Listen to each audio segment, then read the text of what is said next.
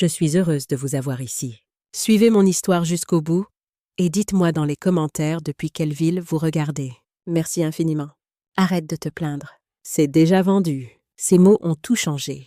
Mon fils Sébastien se tenait dans ma cuisine comme s'il en était le propriétaire. Les bras croisés, complètement indifférent à la dévastation qu'il venait de m'infliger. J'avais besoin de cet argent pour mon voyage en Grèce, dit-il avec un haussement d'épaules désinvolte, comme si cela expliquait tout. Je le fixais, les mains encore mouillées de la vaisselle que je faisais. La tasse à café de Jacques tremblait dans ma prise. Cette même tasse qu'il avait utilisée chaque matin pendant 43 ans de mariage. Le poids de cet objet dans mes mains était soudain insupportable, comme si je tenais un morceau de mon mari qui s'effaçait peu à peu. Tu as vendu la Rolex de ton père sans me demander.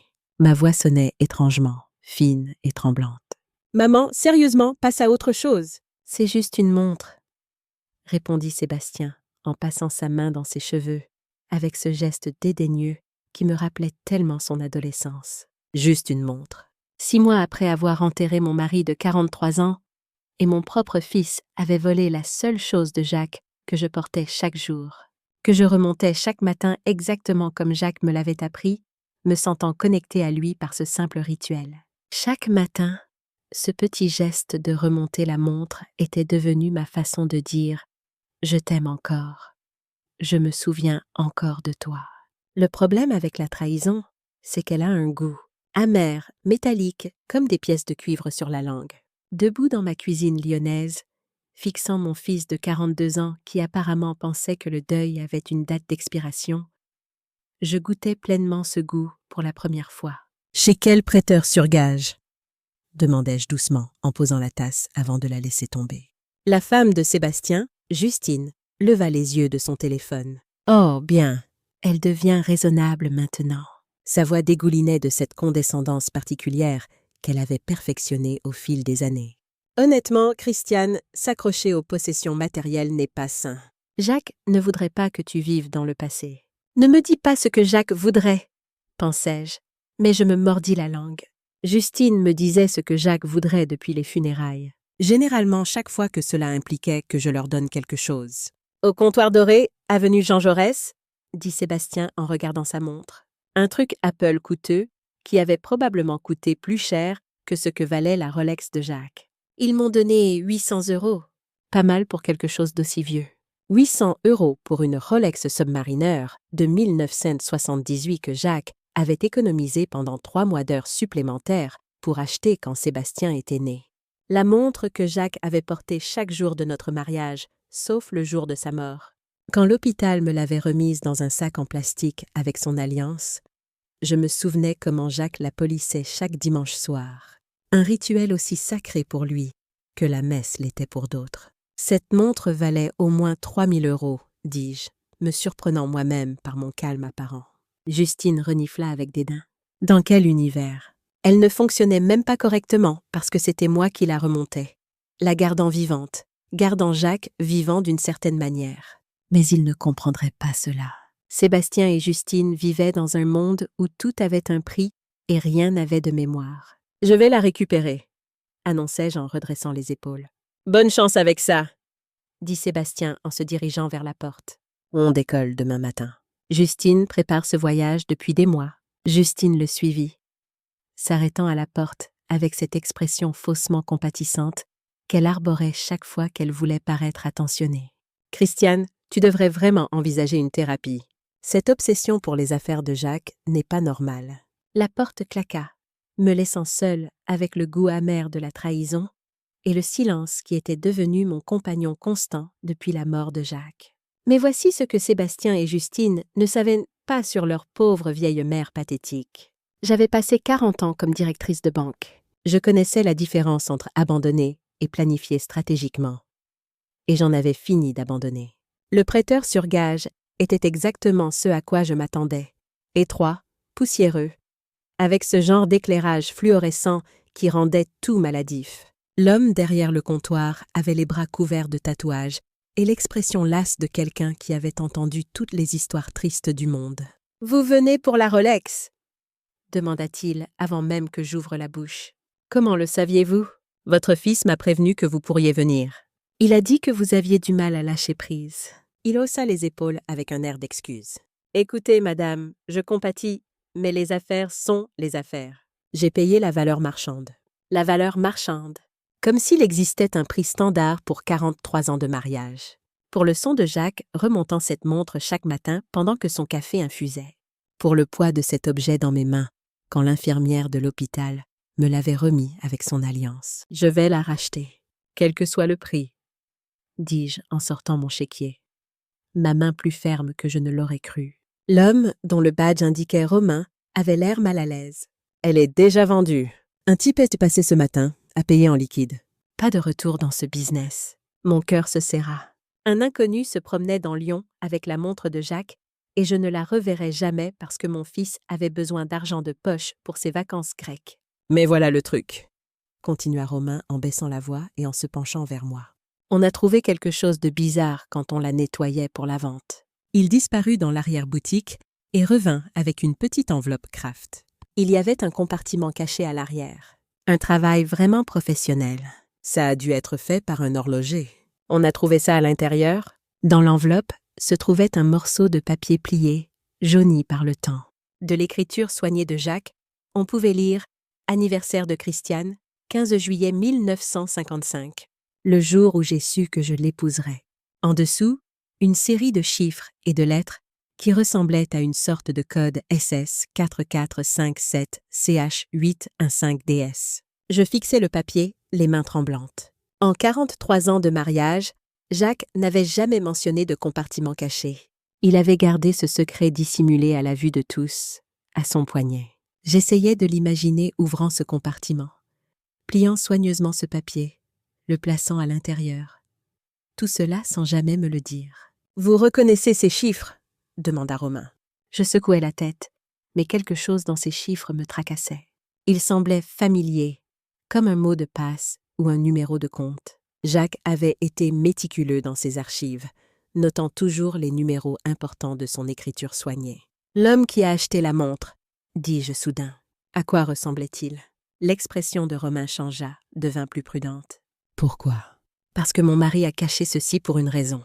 Et je pense que celui qui a acheté cette montre pourrait avoir une surprise. « Madame, je ne peux vraiment pas, s'il vous plaît. » Je me penchai en avant, laissant Romain voir le chagrin qui était encore à vif après 6 mois. Cette montre est tout ce qui me reste de lui. Je ne vous demande pas de violer la loi. Je veux juste savoir si l'acheteur semblait connaître l'existence du compartiment. Romain resta silencieux un long moment, étudiant mon visage. Finalement, il soupira. Il n'a pas dit grand-chose, mais quand j'ai mentionné qu'on avait trouvé quelque chose à l'intérieur, il s'est montré très intéressé. Il a demandé si on l'avait ouvert. Un frisson parcourut ma colonne vertébrale. Il vous a donné un nom. Payé en liquide. Pas de paperasse nécessaire pour les achats. Romain fit une pause. Mais il a demandé spécifiquement des montres qui étaient arrivées récemment. Il a dit qu'il collectionnait les Rolex vintage. Quelqu'un avait cherché la montre de Jacques spécifiquement. Mais pourquoi? Et comment connaissait-il l'existence du compartiment caché? Je remerciai Romain et retournai à ma voiture. Le morceau de papier brûlait dans mon sac comme un secret que je n'étais pas sûre de vouloir découvrir. Jacques avait caché cela pendant 47 ans. Me l'avait caché. Qu'est-ce que mon mari avait bien pu cacher d'autre? Cette nuit-là, j'étais assise au bureau de Jacques dans notre chambre, ma chambre, entourée de 43 ans de documents financiers.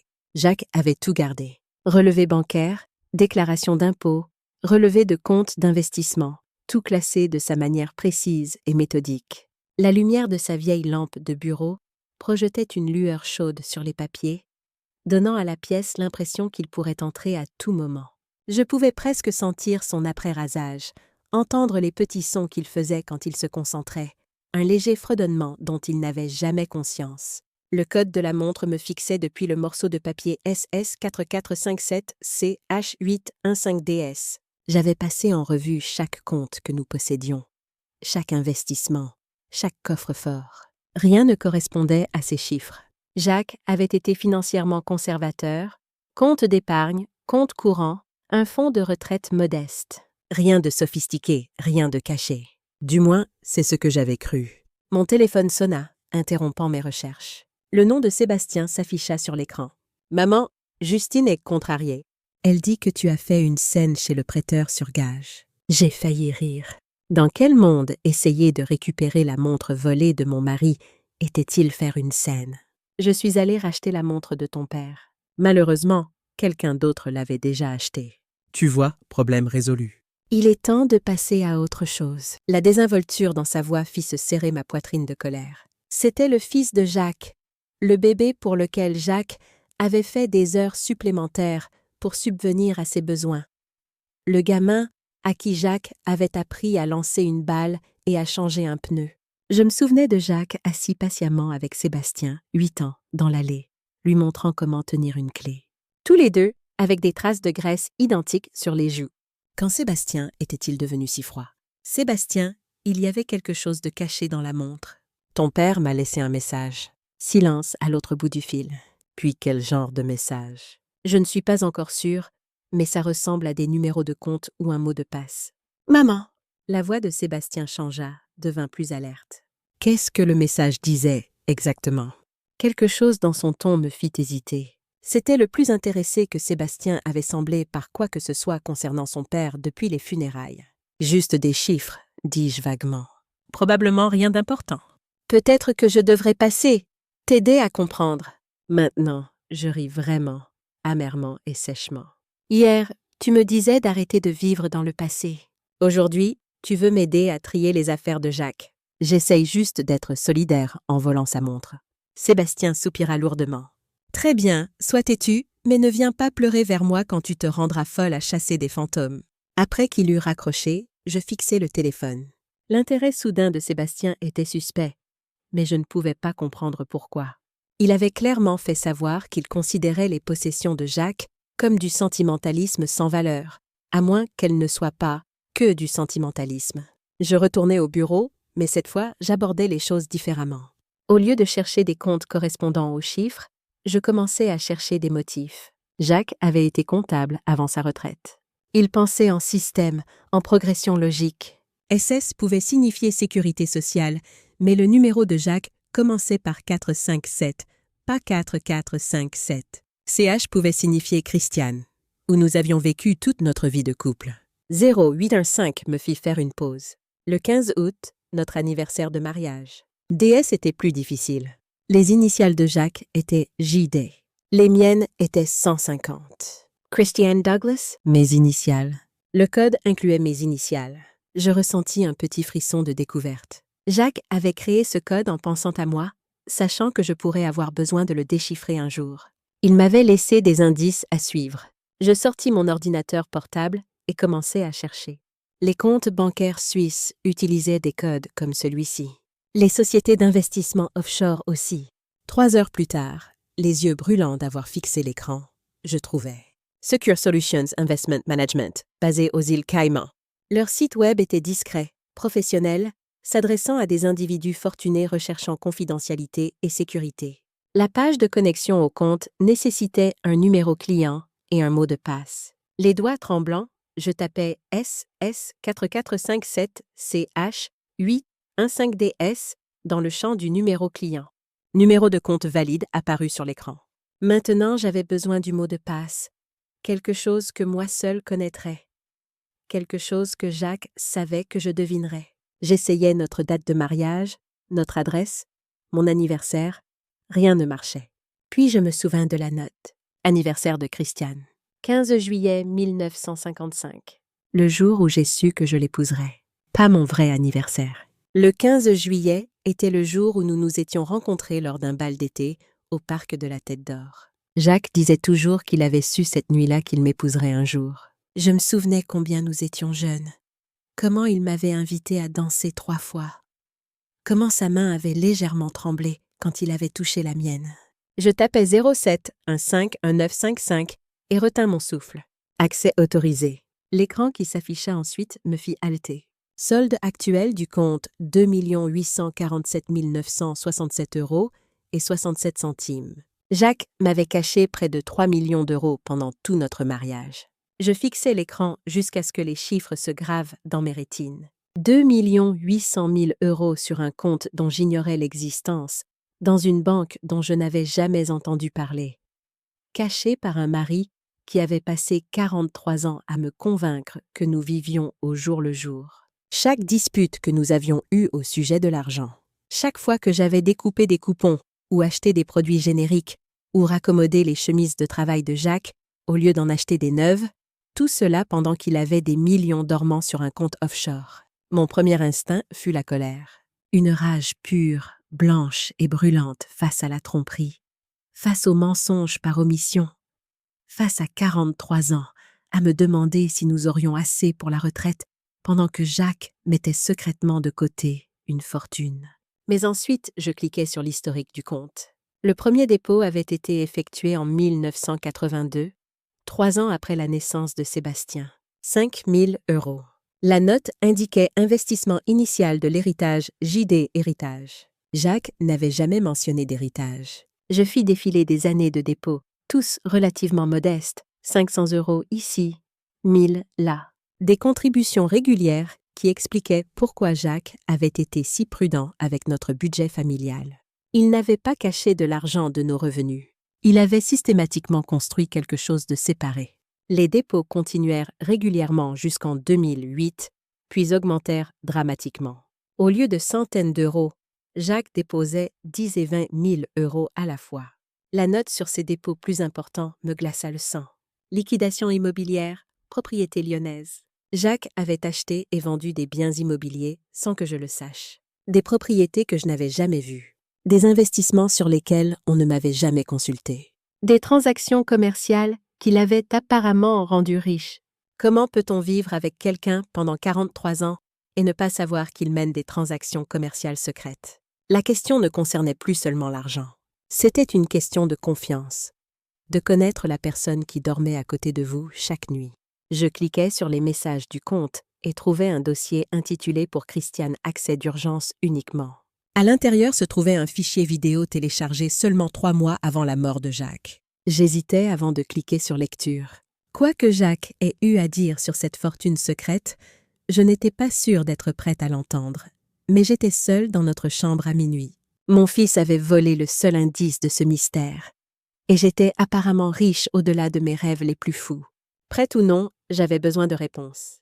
Le visage de Jacques remplit l'écran, paraissant plus vieux et plus fatigué que dans mon souvenir. Il était assis dans son bureau au travail, ayant probablement enregistré ceci pendant sa pause déjeuner. Je remarquais des détails que j'avais oubliés. La petite cicatrice au-dessus de son sourcil droit, vestige d'un accident d'enfance. La façon dont un coin de sa bouche se relevait légèrement quand il était sérieux. « Christiane, si tu regardes ceci, je suis partie. » Et quelque chose a mal tourné. Sa voix était stable, mais ses yeux semblaient tristes. Je tendis la main pour toucher l'écran, comme si je pouvais d'une manière ou d'une autre passer à travers et le toucher encore. J'espérais que tu n'aurais jamais besoin d'accéder à ce compte, que nous vieillirions ensemble et que je finirais par t'en parler un soir au dîner. Il fit une pause, se frottant le visage avec le même geste qu'il utilisait chaque fois qu'il travaillait sur un problème difficile. L'argent n'est pas à moi, ma chérie. C'était celui de mon père, caché avant sa mort en 1981. Il m'a fait promettre de le garder secret, de le protéger, de ne l'utiliser que si notre famille était un jour en réel danger. Le père de Jacques était mort quand Sébastien avait 2 ans. Je me souvenais que Jacques avait été dévasté. Je me souvenais du modeste héritage qui avait remboursé notre hypothèque.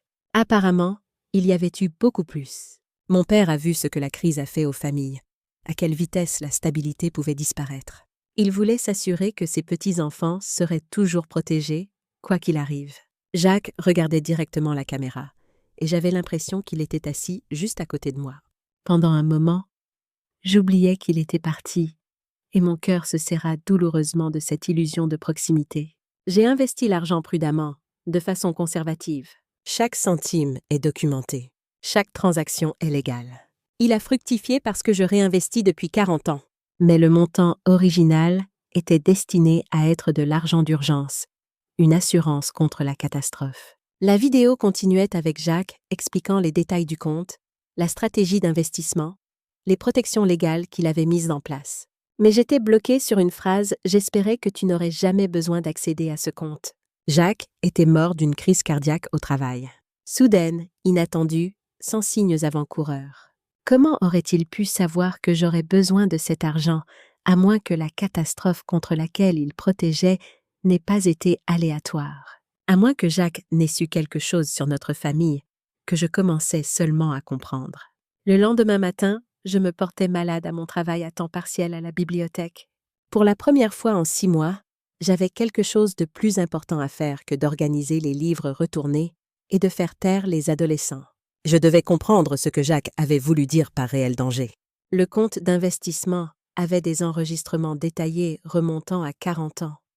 Mais je commençais par les transactions récentes. Le dernier dépôt de Jacques avait été effectué juste 2 semaines avant sa mort.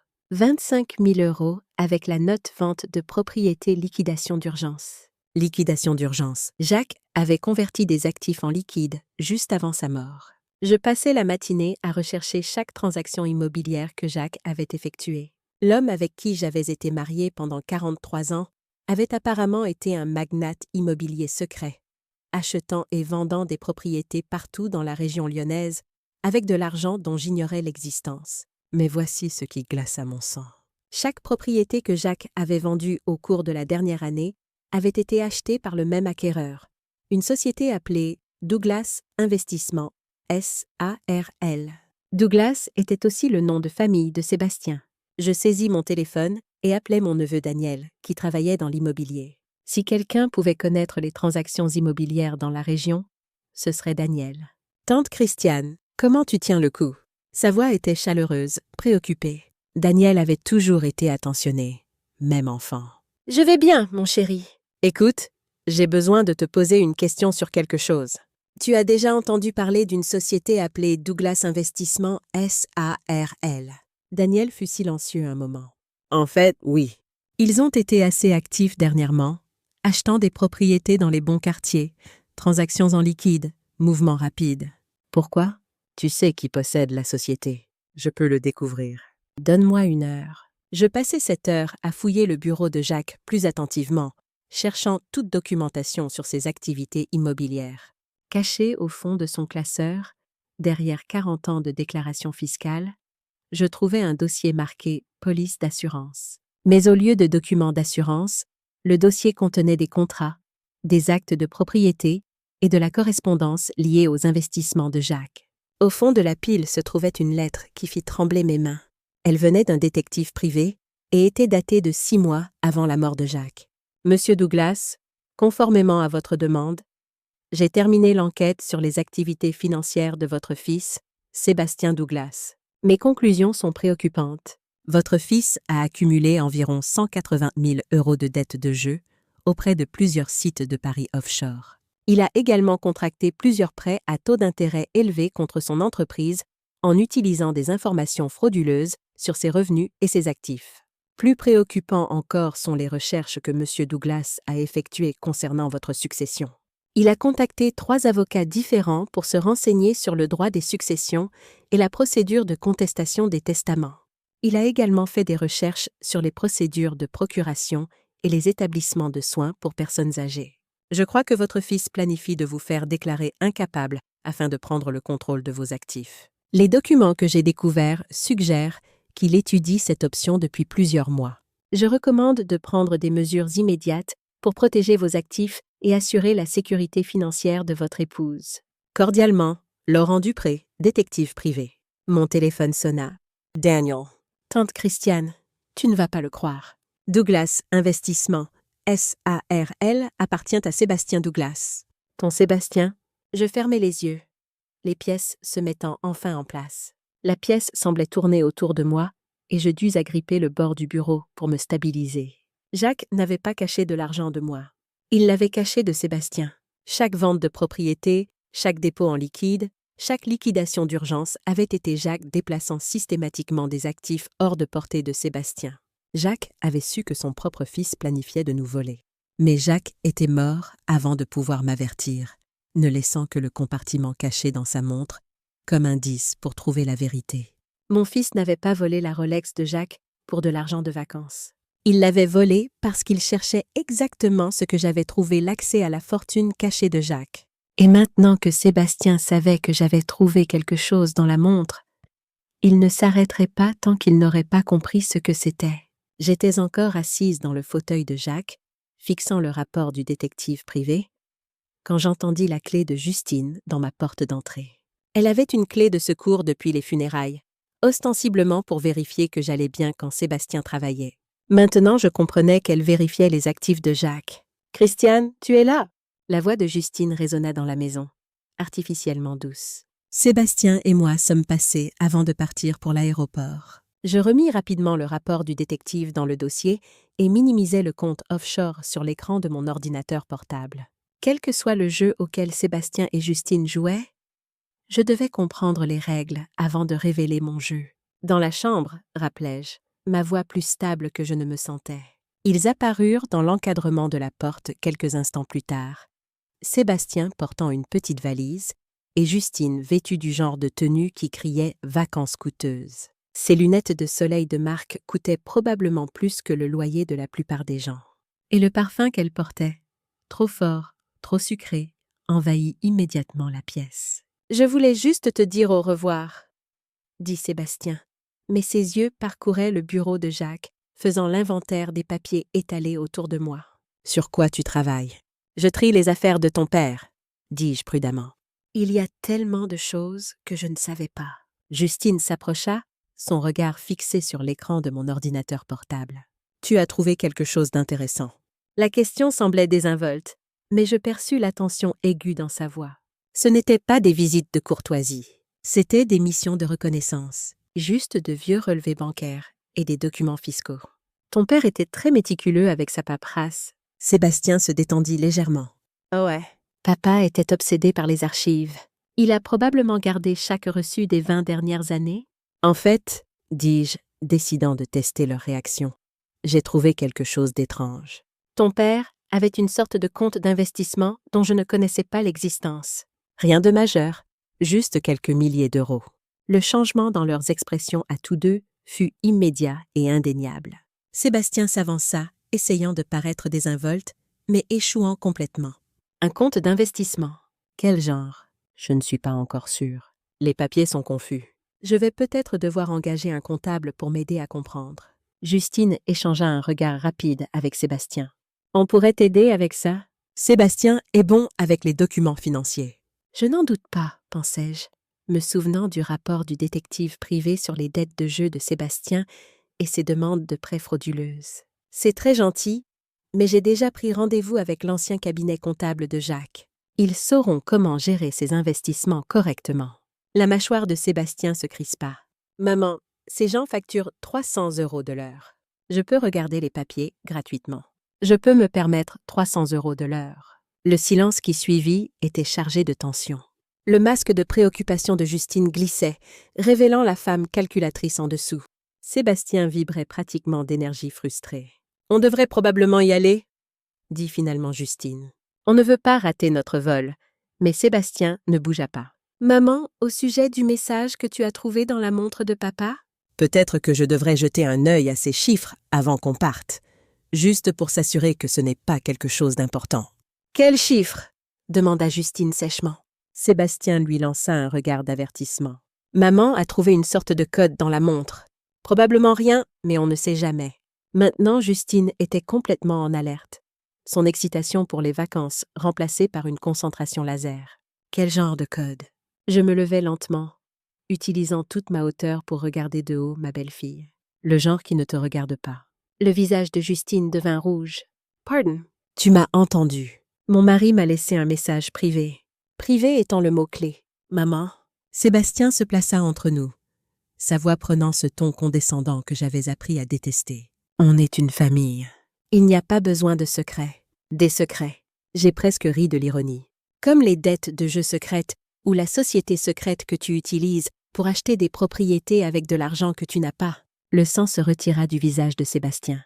La bouche de Justine s'ouvrit sous le choc. « Je ne vois pas de quoi tu parles, » dit Sébastien, mais sa voix était tremblante maintenant. « Douglas Investissement S.A.R.L., ça te dit quelque chose ?»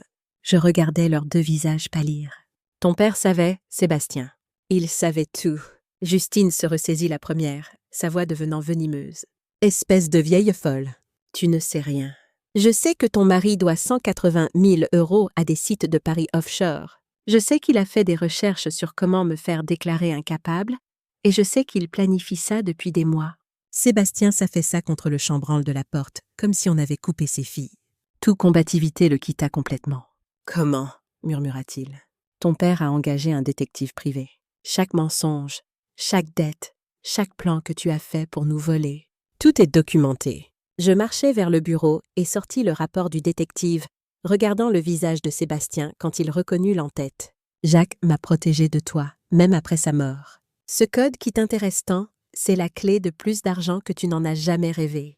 De l'argent qui ne t'appartiendra jamais. » Justine attrapa le bras de Sébastien. « On doit partir maintenant. » Mais Sébastien me fixait avec quelque chose qui ressemblait à du respect pour la première fois depuis des années. Il savait vraiment.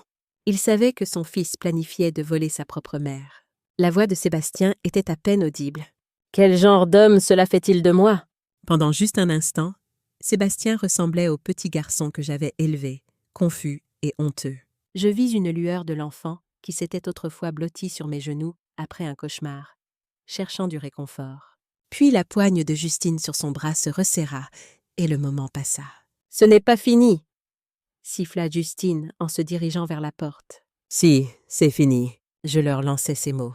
« C'est fini depuis le jour où tu as décidé que je valais plus morte que vivante pour toi. » La porte d'entrée claqua, me laissant seule avec les secrets de mon mari et la certitude que le vrai combat ne faisait que commencer. J'attendis d'entendre leur voiture démarrer et partir avant de me laisser craquer. Les larmes vinrent en vagues brûlantes, le genre qui secoue tout votre corps. Je ne pleurais pas pour l'argent, ni même pour la tromperie de Jacques. Je pleurais pour le fils que j'avais perdu, pour la connaissance que mon propre enfant avait comploté contre moi pendant que je pleurais son père. Quand les larmes se tarirent enfin, je sentis quelque chose de nouveau s'agiter en moi. De la détermination. Jacques m'avait laissé tout ce dont j'avais besoin pour me protéger.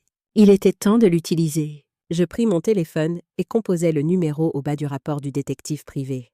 Cabinet Laurent Dupré. Monsieur Dupré. C'est Christiane Douglas, la veuve de Jacques Douglas. Il y eut une pause à l'autre bout de la ligne. Madame Douglas, j'attendais votre appel. Jacques m'avait dit que vous pourriez avoir besoin de mes services un jour. Vraiment. Il y a environ 6 mois. Jacques m'a demandé de préparer un dossier de défense juridique complet au cas où quelqu'un essaierait de contester votre capacité ou votre droit à ses actifs. Tout est prêt. Jacques avait eu 3 coups d'avance, même dans la mort. À quel point près, monsieur Dupré?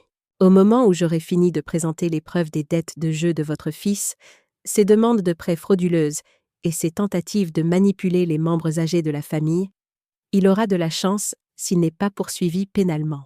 Pour la première fois depuis des mois, je souris vraiment. Monsieur Dupré, je pense qu'il est temps de passer quelques coups de fil.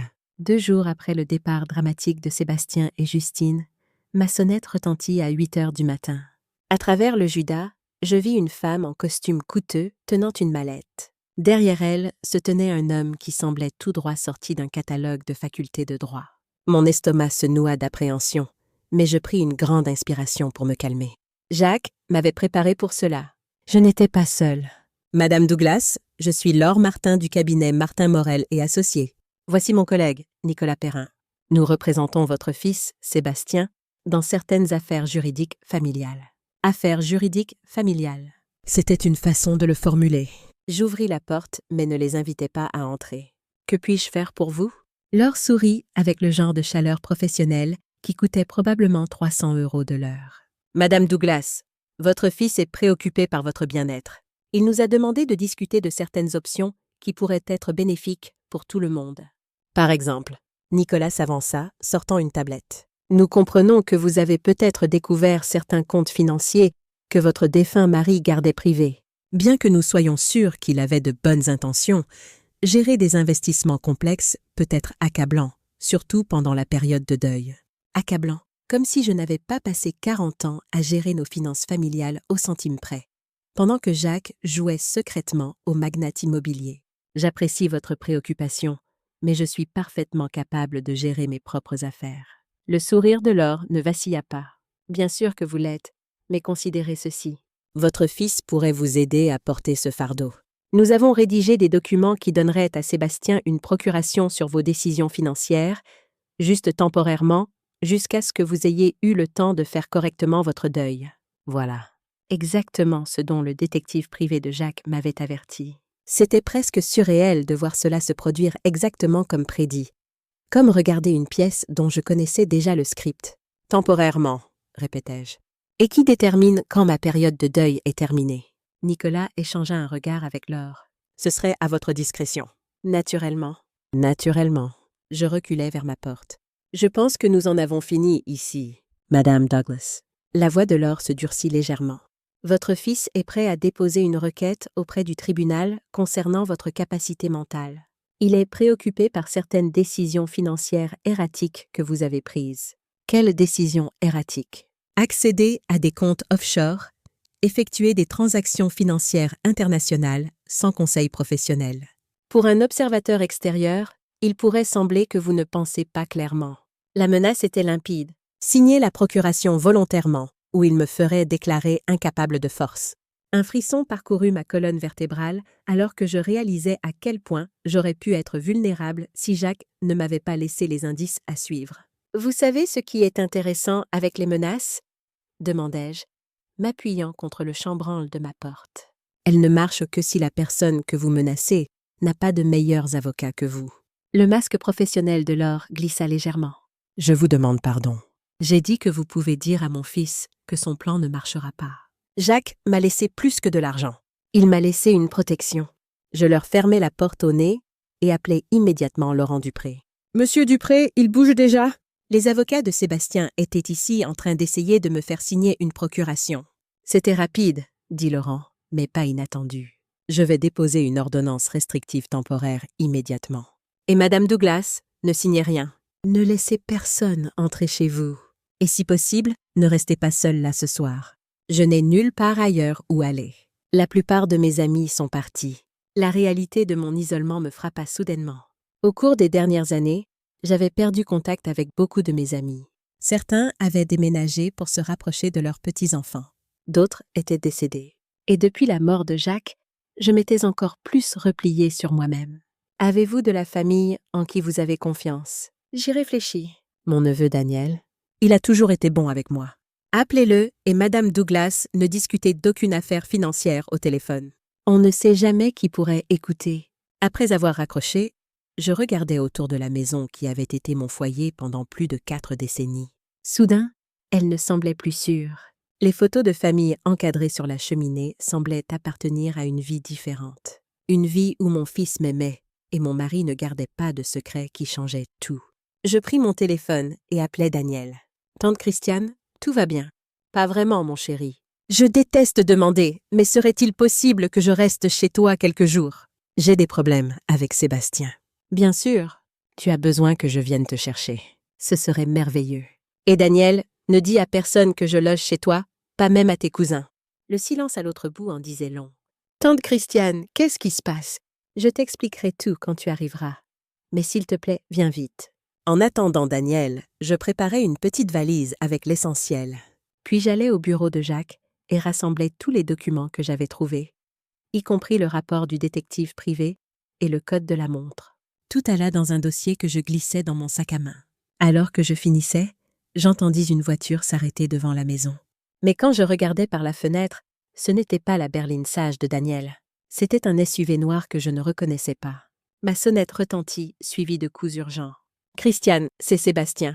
Il faut qu'on parle. » Je me figeais. Comment était-il revenu de Grèce si vite, à moins qu'il ne soit jamais parti ? « Maman, je sais que tu es là. »« S'il te plaît, je veux juste t'expliquer. » Sa voix semblait sincère, presque désespérée.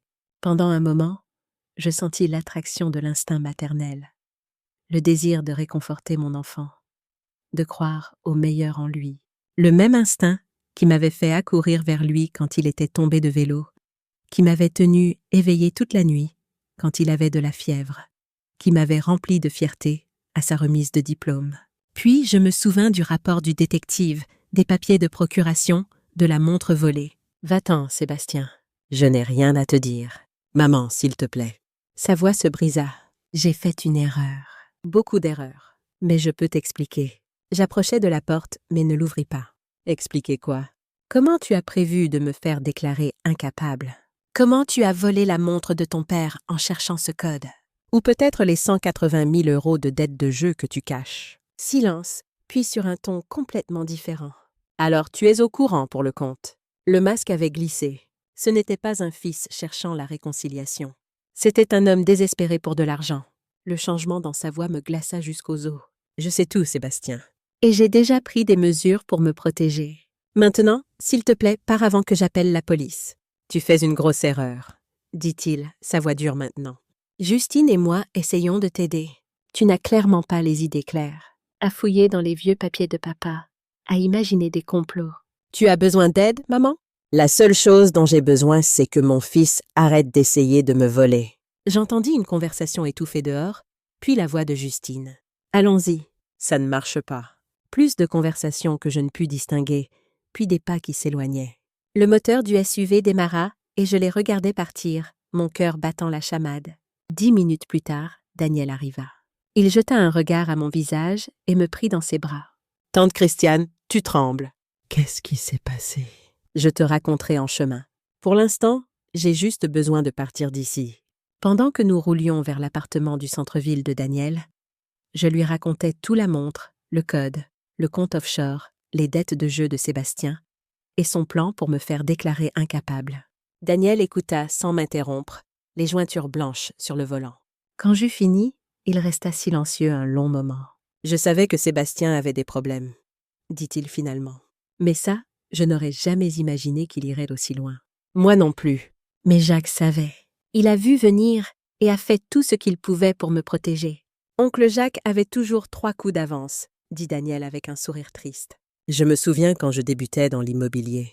Il m'a donné le meilleur conseil, sache toujours qui est assis en face de toi, Dany. Surtout si c'est de la famille. Je sentis une boule dans ma gorge. Il savait que son propre fils était la plus grande menace pour notre sécurité. Quel genre de père doit protéger sa femme de leur enfant? Un bon, dit Daniel fermement. Et maintenant, nous allons nous assurer que son plan fonctionne.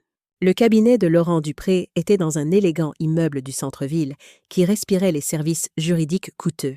Assise dans le fauteuil en cuir face à son bureau en acajou poli, je me sentais déplacée, comme un personnage qui se serait égaré dans le mauvais film. « Votre mari était méticuleux, » dit Laurent, étalant des documents sur son bureau. Des relevés bancaires montrant les pertes de jeu de Sébastien. Des enregistrements audio de lui discutant de plans pour vous faire déclarer incapable, même des photographies de lui rencontrant des avocats en planification successorale. Des enregistrements audio. Je me penchai en avant, confuse. Laurent hocha la tête gravement. Jacques soupçonnait que Sébastien préparait quelque chose. Alors, il a fait installer des micros dans votre maison l'année dernière, parfaitement légal puisque c'était sa propre propriété, et il a informé toutes les parties que des dispositifs d'enregistrement étaient présents. Il a informé tout le monde. Je ne me souvenais d'aucune telle conversation. Il a placé de petites notices à des endroits discrets dans toute la maison, le genre de petits caractères que la plupart des gens ne lisent jamais. Et il a tout documenté correctement auprès d'une société de sécurité. Jacques a fait très attention à s'assurer que tout était fait légalement. Je pensais à toutes les conversations que Sébastien et Justine avaient eues dans ma cuisine au cours des 6 derniers mois.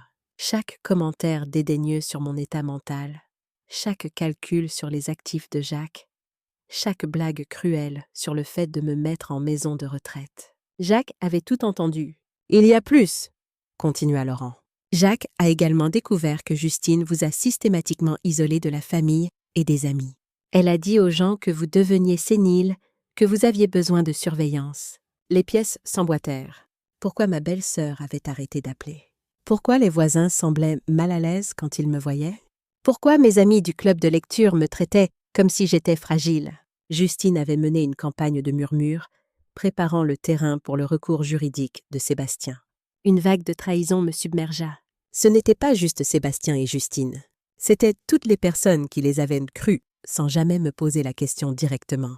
Des gens que je pensais être des amis. Quelle est l'étendue des preuves? Suffisamment étendue pour détruire tout recours en incapacité et probablement les faire tous deux condamnés pour abus de personnes âgées et tentative de fraude. Laurent sortit un épais dossier. Mais il y a autre chose. Jacques a laissé des instructions spécifiques sur ce qu'il fallait faire si vous aviez un jour besoin d'accéder au compte offshore. Il me tendit une enveloppe scellée avec mon nom écrit de l'écriture soignée de Jacques. À l'intérieur se trouvait une lettre datée d'1 semaine seulement avant la mort de Jacques. Ma très chère Christiane, si tu lis ceci, alors Sébastien a montré son vrai visage et tu as découvert le conte que je construis depuis 40 ans. Je suis désolée de ne pas avoir pu t'en parler de mon vivant, mais j'avais besoin de le protéger de Sébastien jusqu'à ce que le moment soit venu. L'argent n'est pas qu'un héritage, c'est la justice. Chaque centime provient d'investissements que j'ai faits en utilisant des informations que Sébastien pensait nous cacher. Quand il a créé sa société immobilière, il se vantait de ses arrangements privilégiés et de ses investissements garantis. Ce qu'il ne savait pas, c'est que j'écoutais et que j'investissais dans les mêmes opportunités avec de l'argent dont il ignorait l'existence. Sébastien a financé sa propre chute sans le savoir. Chaque propriété qu'il a revendue, j'en ai acheté 3 de plus dans le même quartier. Chaque tuyau boursier qu'il mentionnait, j'y ai investi avec l'argent de notre héritage original. Le compte offshore existe parce que j'ai utilisé la propre cupidité de Sébastien contre lui. Maintenant, c'est ton tour d'utiliser sa cupidité contre lui. Laurent a des instructions pour effectuer les transferts de compte immédiatement. Au moment où tu liras cette lettre, tu auras une indépendance financière que Sébastien ne pourra jamais toucher. Mais plus important, tu auras le pouvoir de choisir comment cela se termine. Tu peux lui pardonner, prendre soin de lui malgré sa trahison, et espérer qu'il apprenne à devenir un homme meilleur. Ou tu peux le laisser faire face aux conséquences d'avoir essayé de voler sa propre mère. Le choix t'appartient, mon amour. Il t'a toujours appartenu. À toi pour toujours. Jacques. Je posai la lettre avec des mains tremblantes. Jacques n'avait pas seulement me protégé de Sébastien. Il avait orchestré la chute de Sébastien en utilisant les propres manigances de Sébastien contre lui. Il y avait une sorte de justice poétique dans tout cela que je ne pouvais m'empêcher d'admirer. Madame Douglas, Laurent m'observait attentivement. Êtes-vous prête à procéder? Je pensais à Sébastien l'enfant, excité par son premier jour d'école. Puis je pensais à lui debout dans ma cuisine il y a 2 jours, me traitant de vieille folle pendant que sa femme me menaçait. Je me souvenais des anniversaires qu'il avait oubliés, des fêtes qu'il avait manquées parce que c'était peu pratique, des fois où il n'avait appelé que quand il avait besoin de quelque chose. Je pensais à comment il avait commencé à me traiter différemment après la mort de Jacques, avec impatience, avec condescendance, comme si mon chagrin était une gêne pour lui. Certains ponts, une fois brûlés, ne peuvent jamais être reconstruits. Monsieur Dupré, je veux que vous déposiez chaque preuve que nous avons auprès des autorités compétentes. Et je veux que vous le fassiez aujourd'hui. Laurent hocha la tête. Je vais également demander une évaluation formelle de capacité avec un psychiatre indépendant de notre choix. Nous voulons établir votre santé mentale dans le dossier officiel avant que Sébastien puisse faire son mouvement. Vous pensez que ça ira jusque-là? Jacques le pensait. Il a été méticuleux dans ses préparatifs. Madame Douglas, il a même documenté ses propres inquiétudes concernant le comportement de Sébastien au cas où ils essaieraient de prétendre que vous étiez paranoïaque. Vous voulez dire que Jacques a gardé des traces de ses soupçons sur notre fils? Laurent me tendit un autre dossier. À l'intérieur se trouvaient des entrées de journal datées de l'écriture de Jacques, détaillant des incidents qui avaient éveillé ses soupçons sur Sébastien, des demandes financières qui ne tenaient pas debout, des incohérences dans des histoires sur des transactions commerciales, des commentaires étranges sur l'épargne retraite de Jacques et la mienne. La dernière entrée était datée de 3 jours seulement avant la mort de Jacques. Sébastien a encore posé des questions sur mon testament aujourd'hui, la 3e fois ce mois-ci? Il a dit qu'il voulait juste s'assurer que maman serait prise en charge. Quand je lui ai dit que tout était arrangé, il a semblé déçu. Puis il a suggéré que je pourrais vouloir simplifier les choses en le mettant en charge de la succession. Il a dit que ce serait moins stressant pour Christiane. J'ai appelé Laurent immédiatement après. Il est temps d'accélérer le plan de protection. La sécurité de Christiane est tout ce qui compte maintenant. Un frisson parcourut ma colonne vertébrale. Jacques avait su. D'une manière ou d'une autre, il avait su que son temps était compté. « Monsieur Dupré » commençai-je, ma voix à peine au-dessus d'un murmure. Mon mari a-t-il jamais exprimé des inquiétudes concernant sa santé? L'expression de Laurent devint grave. « Madame Douglas, il y a autre chose que vous devriez savoir. Jacques m'a demandé d'enquêter pour savoir si Sébastien avait un lien quelconque avec son assurance vie. Son assurance vie. Pourquoi cela importerait-il? Parce que Jacques soupçonnait que Sébastien pourrait avoir un intérêt financier dans sa mort. La pièce sembla basculer sur le côté. Êtes-vous en train de suggérer que mon fils pourrait avoir quelque chose à voir avec la crise cardiaque de Jacques? Jacques ne suggérait rien de spécifique. Il était simplement prudent. L'enquête n'a trouvé aucune preuve directe d'acte criminel. Mais Laurent hésita. Mais quoi? Mais Jacques a augmenté son assurance vie 6 mois avant sa mort. Une police séparée qui te serait versée directement, pas par le biais de la succession. Sébastien n'en aurait pas eu connaissance. Pourquoi Jacques ferait-il cela? Parce qu'il croyait que Sébastien pourrait contester le testament. Et il voulait s'assurer que tu aurais un soutien financier immédiat pendant ce qui pourrait être une longue bataille juridique. Je fermais les yeux, essayant de traiter tout cela. Jacques s'était préparé à sa propre mort, à la trahison de Sébastien, à ma sécurité financière, tout en gardant un sourire sur son visage et en me disant que tout allait bien. Monsieur Dupré, je veux tout savoir. Plus de surprise. Jacques était-il malade? Savait-il qu'il allait mourir? Laurent secoua la tête. Pas à ma connaissance, Madame Douglas. Je crois que Jacques était simplement méticuleux, se préparant à toute éventualité. C'est ce qui faisait de lui un excellent comptable et, si je puis me permettre, un mari exceptionnel. Je hochai la tête, refoulant mes larmes. Oui, il l'était. Il y a encore une chose, dit Laurent en regardant sa montre. Jacques a arrangé pour que quelqu'un nous rencontre ici aujourd'hui. Quelqu'un qui peut fournir une protection supplémentaire. Comme sur un signal, la porte de son bureau s'ouvrit et un homme dans la soixantaine entra. Il était grand avec des cheveux argentés et le genre de comportement soigné qui suggérait un passé dans les forces de l'ordre. Madame Douglas, voici Rémi Fontaine. C'est un ancien commissaire de police qui travaille avec nous sur votre dossier. Rémi tendit la main. Madame Douglas, je suis vraiment désolé pour votre perte. Merci, mais je ne comprends pas pourquoi Jacques aurait engagé un ancien commissaire. Rémi sourit légèrement. Ex-commissaire. Et je suis ici parce que votre mari était préoccupé par certains actifs physiques qui pourraient être vulnérables au vol ou à la manipulation. Comme la montre, dis-je, la compréhension se faisant jour. Exactement comme la montre, que d'ailleurs j'ai pour vous. Il plongea la main dans la poche de sa veste et en sortit un écrin de velours bleu familier. Mon cœur fit un bond. C'est vous qui l'avez acheté au prêteur sur gage. Rémi hocha la tête. Jacques m'a engagé il y a des années pour surveiller certaines situations. Quand la montre est apparue, au comptoir doré, j'ai été immédiatement notifié. Comment cela fonctionnait-il exactement? Demandai-je, curieuse des mécanismes d'un tel arrangement. Jacques avait des arrangements avec plusieurs prêteurs sur gage de la région lyonnaise, expliqua Rémi. Il leur payait une petite somme mensuelle pour me notifier si certains objets apparaissaient jamais. La montre étant le plus important. Le propriétaire du comptoir doré m'a appelé dès que Sébastien l'a apporté.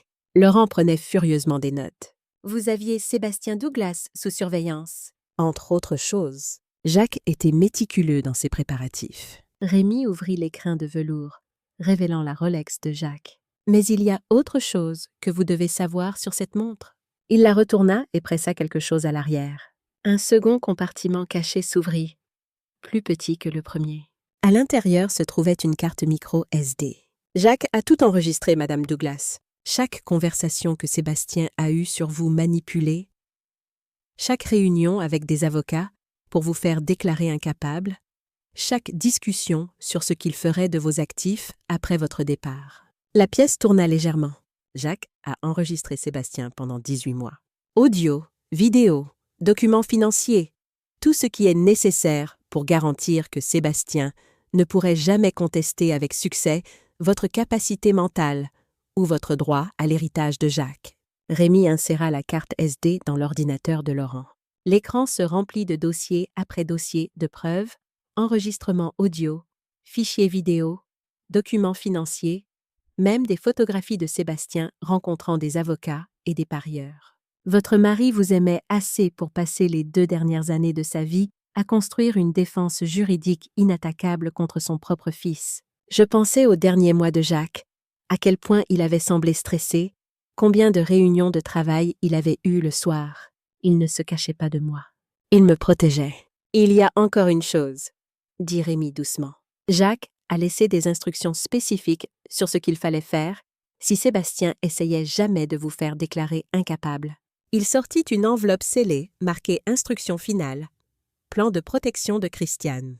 À l'intérieur se trouvait un document qui me coupa le souffle. Dans le cas où Sébastien Douglas tenterait une action en justice contre la capacité mentale de Christiane Douglas, les actifs suivants seront immédiatement transférés aux hospices civils de Lyon au nom de Sébastien Douglas. Toutes les propriétés possédées par Douglas Investissement S.A.R.L. Toutes les dettes de jeu et prêts en cours.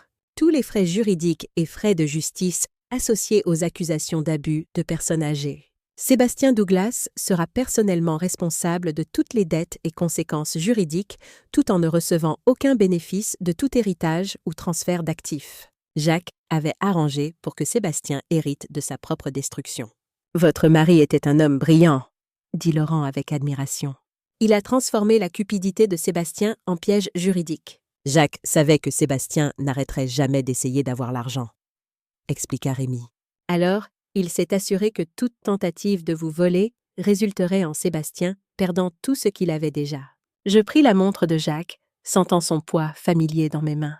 Pendant 43 ans, j'avais cru être mariée à un simple comptable qui s'inquiétait pour l'argent et économisait chaque centime. Au lieu de cela, j'avais été mariée à un stratège maître qui avait passé 2 ans à orchestrer le plan de protection le plus élaboré de l'histoire juridique. « Madame Douglas », dit doucement Rémi, « votre mari m'a demandé de vous donner un dernier message si ce jour arrivait jamais. » Il me tendit une dernière enveloppe, celle-ci non scellée à l'intérieur de l'écriture de Jacques. « Christiane, tu as toujours été plus forte que tu ne le savais. Je me suis juste assurée que tu aurais les outils pour le prouver. Avec tout mon amour, Jacques. » Le lendemain matin apporta le chaos dans mon quartier lyonnais tranquille. Je logeais dans l'appartement du centre-ville de Daniel, mais il était passé devant ma maison en allant au travail pour vérifier les choses. « Tante Christiane, dit-il quand il appela, il y a 3 SUV noirs garés devant ta maison. Des hommes en costume portent des cartons dehors. » Mon cœur s'accéléra. « Appelle Laurent immédiatement. Dis-lui que Sébastien essaie de retirer des preuves de la maison. » En 1 heure, Laurent avait obtenu une ordonnance d'urgence du tribunal empêchant le retrait de toute propriété de ma maison.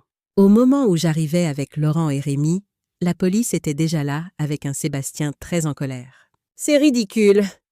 criait-il à un agent en uniforme. « Je suis son fils. J'essaie juste d'aider à organiser ses papiers. »« En les retirant des lieux contre une ordonnance du tribunal ?» demanda Laurent calmement, s'approchant avec nos documents légaux en main. Sébastien se retourna, son visage s'assombrissant quand il me vit. « Maman, dis à ces gens de nous laisser tranquilles. J'essaye de t'aider. » En volant mes documents, en essayant de me faire déclarer incapable.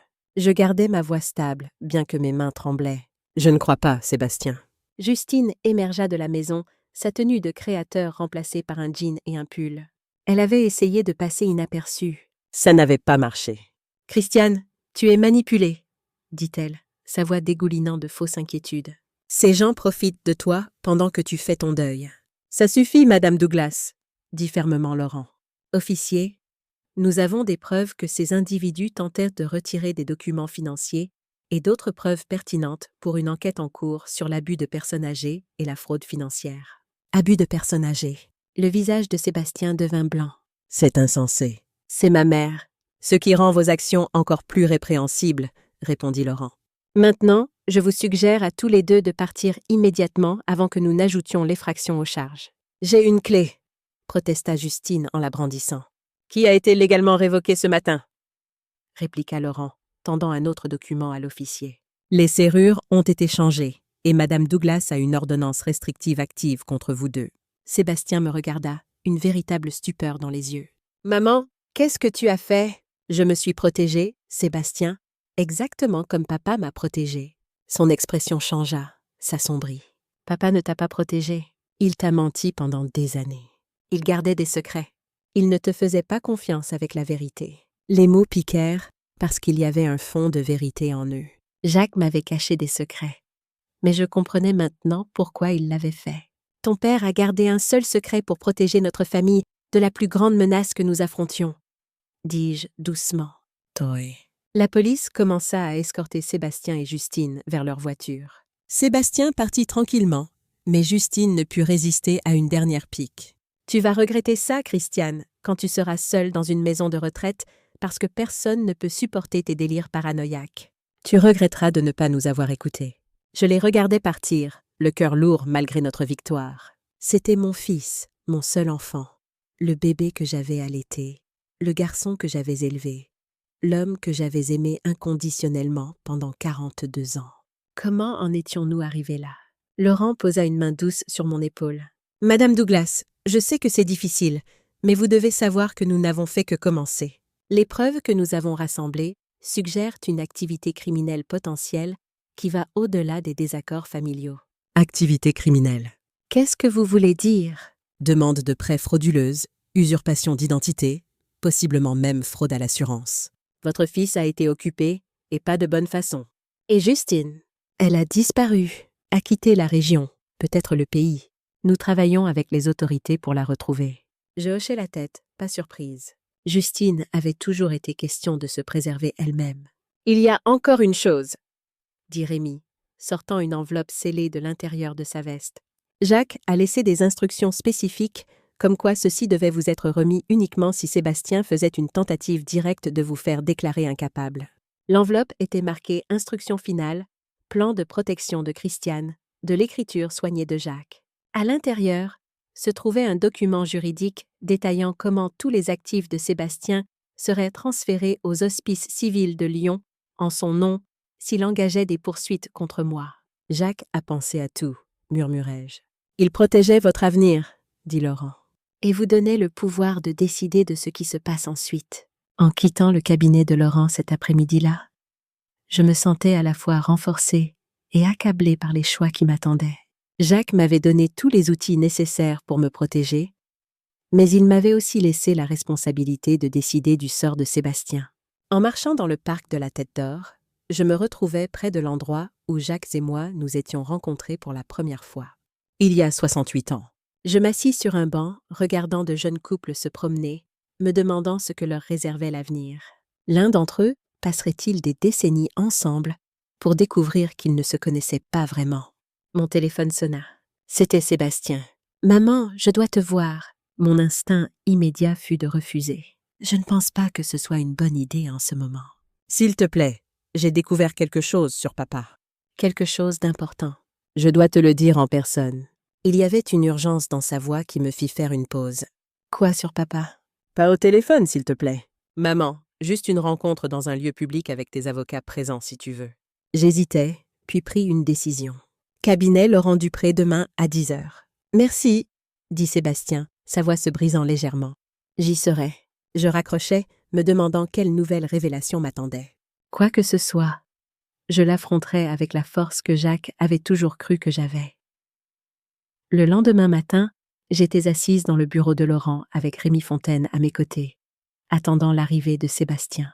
Laurent avait arrangé pour que la réunion ait lieu ici, dans un environnement contrôlé avec des témoins présents. « Vous n'êtes pas obligé de faire ça, » me rappela Laurent. « Nous pouvons poursuivre l'affaire sans aucun contact direct. » Je sais, mais j'ai besoin d'entendre ce qu'il a à dire.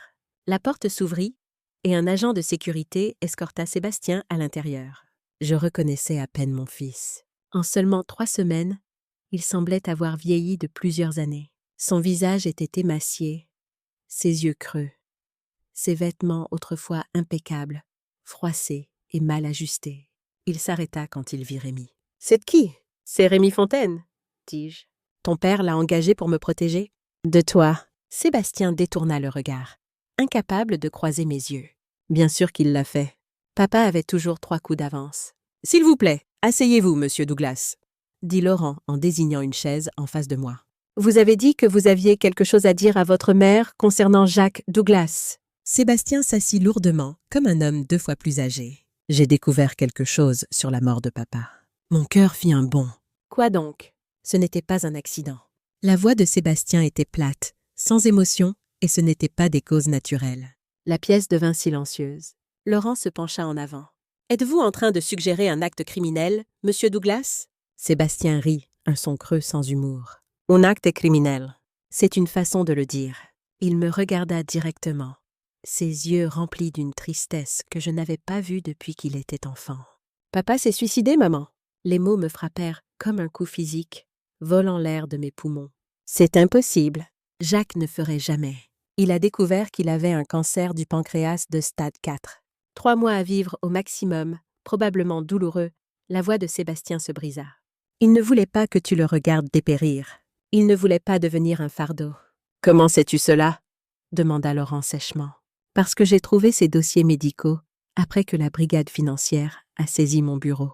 J'ai commencé à tout parcourir, essayant de comprendre comment papa avait réussi à avoir une longueur d'avance sur moi pendant si longtemps. Sébastien plongea la main dans sa veste et en sortit un dossier. J'ai trouvé ceci caché dans un coffre-fort dont je ne connaissais pas l'existence jusqu'à ce que la banque me contacte. Laurent prit le dossier et en examina le contenu, son expression devenant grave. Ceux-ci semblent être des dossiers médicaux légitimes des hospices civils de Lyon. Diagnostic de cancer du pancréas de stade 4 daté de 2 mois avant la mort de Jacques. « C'est impossible, » murmurai-je, les larmes remplissant mes yeux. Il n'a jamais dit un mot. Il n'a jamais montré aucun symptôme. Il te protégeait, dit Sébastien doucement. Jusqu'à la fin. Je me souvenais des dernières semaines de Jacques. Comment il avait insisté pour des soirées en amoureux. Pour des promenades le week-end vers nos endroits préférés. Comment il avait semblé plus sentimental, plus présent. J'avais pensé qu'il profitait simplement de sa retraite. Il avait fait ses adieux. Je tendis les mains vers les dossiers avec des mains tremblantes. C'était là en noir et blanc. Le diagnostic, le pronostic, les options de traitement, que Jacques avait apparemment toutes déclinées. « Mais la crise cardiaque, commençai-je. C'était provoqué, dit Sébastien. Il avait des médicaments, quelque chose qui imiterait une crise cardiaque naturelle. Les médecins n'avaient aucune raison de suspecter autre chose. « Comment sais-tu cela ?» demanda Rémi, sa voix aiguë de suspicion. « Parce qu'il me l'a dit. » Pas directement. « Il m'a laissé une lettre, aussi. » Sébastien sortit une enveloppe de sa poche. Je l'ai trouvée avec les dossiers médicaux. L'enveloppe portait le nom de mon fils de l'écriture de Jacques. À l'intérieur se trouvait une seule page. « Sébastien, au moment où tu liras ceci, je serai parti. » J'ai fait mon choix sur la façon de quitter ce monde. Et j'ai fait tout ce qui était en mon pouvoir pour protéger ta mère de ce qui arrive. À la fois ma maladie et ta trahison. Oui, je sais ce que tu prépares. Je suis au courant des dettes de jeu, des prêts frauduleux, des réunions avec des avocats pour faire déclarer ta mère incapable. Je sais tout, fils. J'aurais pu t'exposer. J'aurais pu te dénoncer aux autorités. Au lieu de cela, j'ai construit un système de protection pour ta mère qui ne s'activera que si tu continues sur cette voie. Je te donne une dernière chance d'être l'homme que j'ai élevé. Abandonne ce plan. Prends soin de ta mère. Sois un bon fils. Si tu choisis différemment, tout ce que j'ai mis en place garantira que tu feras face aux conséquences de tes actes pendant que ta mère restera en sécurité. Le choix t'appartient, fils. Il t'a toujours appartenu. Papa! La lettre tomba de mes doigts. Jacques avait su qu'il allait mourir. Il avait choisi sa propre fin selon ses propres termes. Et même dans ses derniers actes, il avait pensé à moi, me protégeant. Il t'a donné une chance, dis-je doucement en regardant mon fils. Il t'a averti. Sébastien hocha la tête, les larmes coulant sur son visage. Et je n'ai pas écouté. J'étais tellement pris dans mes propres problèmes, tellement désespéré de trouver une issue, que j'ai ignoré son dernier souhait, sa dernière demande. La pièce était silencieuse alors que nous absorbions toutes les implications de cette révélation. Je me sentais engourdi, essayant de réconcilier le Jacques que je pensais connaître avec cet homme qui avait orchestré sa propre mort plutôt que de me laisser le regarder souffrir. « Qu'est-ce qui se passe maintenant ?» demanda finalement Sébastien en regardant Laurent. « Je fais face à des accusations fédérales. Justine est partie. Elle a pris tout ce qu'elle pouvait emporter et a disparu. Ma vie est en ruine. Cela dépend de ta mère, dit Laurent en se tournant vers moi. Jacques a laissé la décision finale entre ses mains. Tous les regards se tournèrent vers moi. C'était le moment pour lequel Jacques m'avait préparé. Le choix qu'il avait laissé entre mes mains, je regardais mon fils, cet homme brisé qui avait comploté contre moi, qui avait trahi le dernier souhait de son père, qui était tombé si loin de l'enfant que j'avais élevé. Mais je voyais aussi des aperçus du garçon qu'il avait été, l'enfant qui m'avait un jour apporté des pissenlits du jardin, les déclarant fièrement les plus belles fleurs du monde. Les hospices civils de Lyon recevront un don substantiel, dis-je finalement. Au nom de Jacques, pas au tien. Tu coopéreras pleinement avec les autorités. Tu feras restitution là où c'est possible et tu accepteras toutes les conséquences juridiques qui t'attendent. Sébastien hocha la tête, semblant se recroqueviller davantage sur lui-même. Mais je continuais. Je ne porterai pas de charges supplémentaires pour abus de personnes âgées ou détresse émotionnelle, et je te rendrai visite où que tu finisses, parce que tu es toujours mon fils, Sébastien. Et Jacques t'a donné une seconde chance. Je vais honorer cela. Sébastien leva les yeux, une véritable surprise dans ses yeux remplis de larmes. Après tout ce que j'ai fait, pourquoi? Parce que ton père t'aimait assez pour t'offrir la rédemption, même en me protégeant de toi. C'était un homme meilleur que ce que chacun de nous méritait. Le moins que je puisse faire est d'essayer de me montrer à la hauteur de son exemple. Plus tard ce jour-là, après le départ de Sébastien, je restais assise seule avec Laurent et Rémi, essayant de traiter tout ce que j'avais appris. « Vous vous doutiez ?» demandai-je à Rémi au sujet de la maladie de Jacques. Rémi hésita. J'avais mes soupçons. Jacques était trop méthodique, trop urgent dans ses préparatifs. On aurait dit un homme qui courait contre le temps, et il ne m'a jamais dit. La douleur de cette prise de conscience était presque physique. Il a tout affronté seul. Pas pour se protéger lui-même, Madame Douglas, dit Laurent doucement. Pour vous protéger. Certains fardeaux, nous choisissons de les porter seuls, parce que nous aimons quelqu'un trop pour les partager. Je compris alors que le dernier secret de Jacques avait été un acte d'amour aussi profond que n'importe lequel dans notre mariage. Il avait choisi de m'épargner le long et douloureux adieu, l'impuissante observation, alors que le cancer le prenait morceau par morceau. Au lieu de cela, il m'avait donné une rupture nette et les outils pour construire une nouvelle vie. Cette nuit-là, je tins la montre de Jacques contre mon cœur, me sentant plus proche de lui que depuis sa mort. « Je comprends maintenant », murmurai-je à la pièce vide. « Je comprends tout !» 6 mois plus tard, je me tenais dans le hall des hospices civils de Lyon, regardant des ouvriers installer une plaque de laiton qui disait « Ale Memorial Jacques Douglas », financé par Christiane Douglas. Le compte offshore de Jacques avait été plus que suffisant pour assurer mon avenir et financer l'expansion hospitalière dont il avait toujours rêvé. L'ironie finale était que la tentative de Sébastien de me voler avait directement abouti au plus grand don caritatif de l'histoire de l'hôpital. Mon téléphone vibra avec un message de Laurent Dupré. L'audience de condamnation de Sébastien est la semaine prochaine. Il recommande 18 mois de prison ferme plus restitution complète. Vous voulez toujours y assister? Je répondis. Oui, j'y serai. Et j'y serai. Non pas parce que j'avais complètement pardonné à Sébastien, car certains ponts, une fois brûlés, ne peuvent jamais être entièrement reconstruits, mais parce que j'avais fait une promesse à la fois à Jacques et à moi-même d'être présente pour mon fils, quoi qu'il arrive ensuite. Ma sonnette retentit alors que je préparais le dîner ce soir-là. À travers le Judas, je vis une jeune femme avec les yeux de Sébastien et un sourire nerveux. « Mamie Christiane, c'est Élisabeth, la fille de Sébastien. » Je ne l'avais pas vue depuis les funérailles de Jacques. Quand elle finissait ses études et commençait son premier emploi, Justine s'était assurée de me couper de mes petits-enfants comme de tout le monde. J'ouvris la porte. « Élisabeth, quelle surprise! Je sais que j'aurais dû appeler d'abord. » Elle tortillait ses mains nerveusement, exactement comme son père le faisait quand il était anxieux. J'ai entendu parler de papa et Justine de ce qu'ils t'ont fait. Je voulais m'excuser. Tu n'as rien à te faire pardonner. Si, quand même. Je savais que quelque chose n'allait pas. Papa posait des questions bizarres sur les finances de Papy Jacques et Justine faisait toujours des commentaires sur ta mémoire. J'aurais dû dire quelque chose. J'étudiais le visage de ma petite fille, voyant l'honnêteté de Jacques là avec les traits de Sébastien. Comme c'était étrange de voir le meilleur des deux hommes reflété dans cette jeune femme. Entre, ma chérie. Parlons. Pendant le dîner, Élisabeth me parla de son nouveau travail d'institutrice, de ses fiançailles avec un jeune médecin et de sa culpabilité concernant les crimes de son père. « Je n'arrête pas de penser que je devrais lui rendre visite en prison, » dit-elle en poussant sa nourriture dans son assiette. « Mais je suis tellement en colère pour ce qu'il t'a fait. » La colère est normale, mais Sébastien est toujours ton père. Comment peux-tu ne pas le haïr? Je pensais à la lettre de Jacques, au choix qu'il m'avait donné entre pardon et justice, aux leçons que j'avais apprises en 73 ans de vie. Parce que la haine signifierait qu'il a encore du pouvoir sur moi.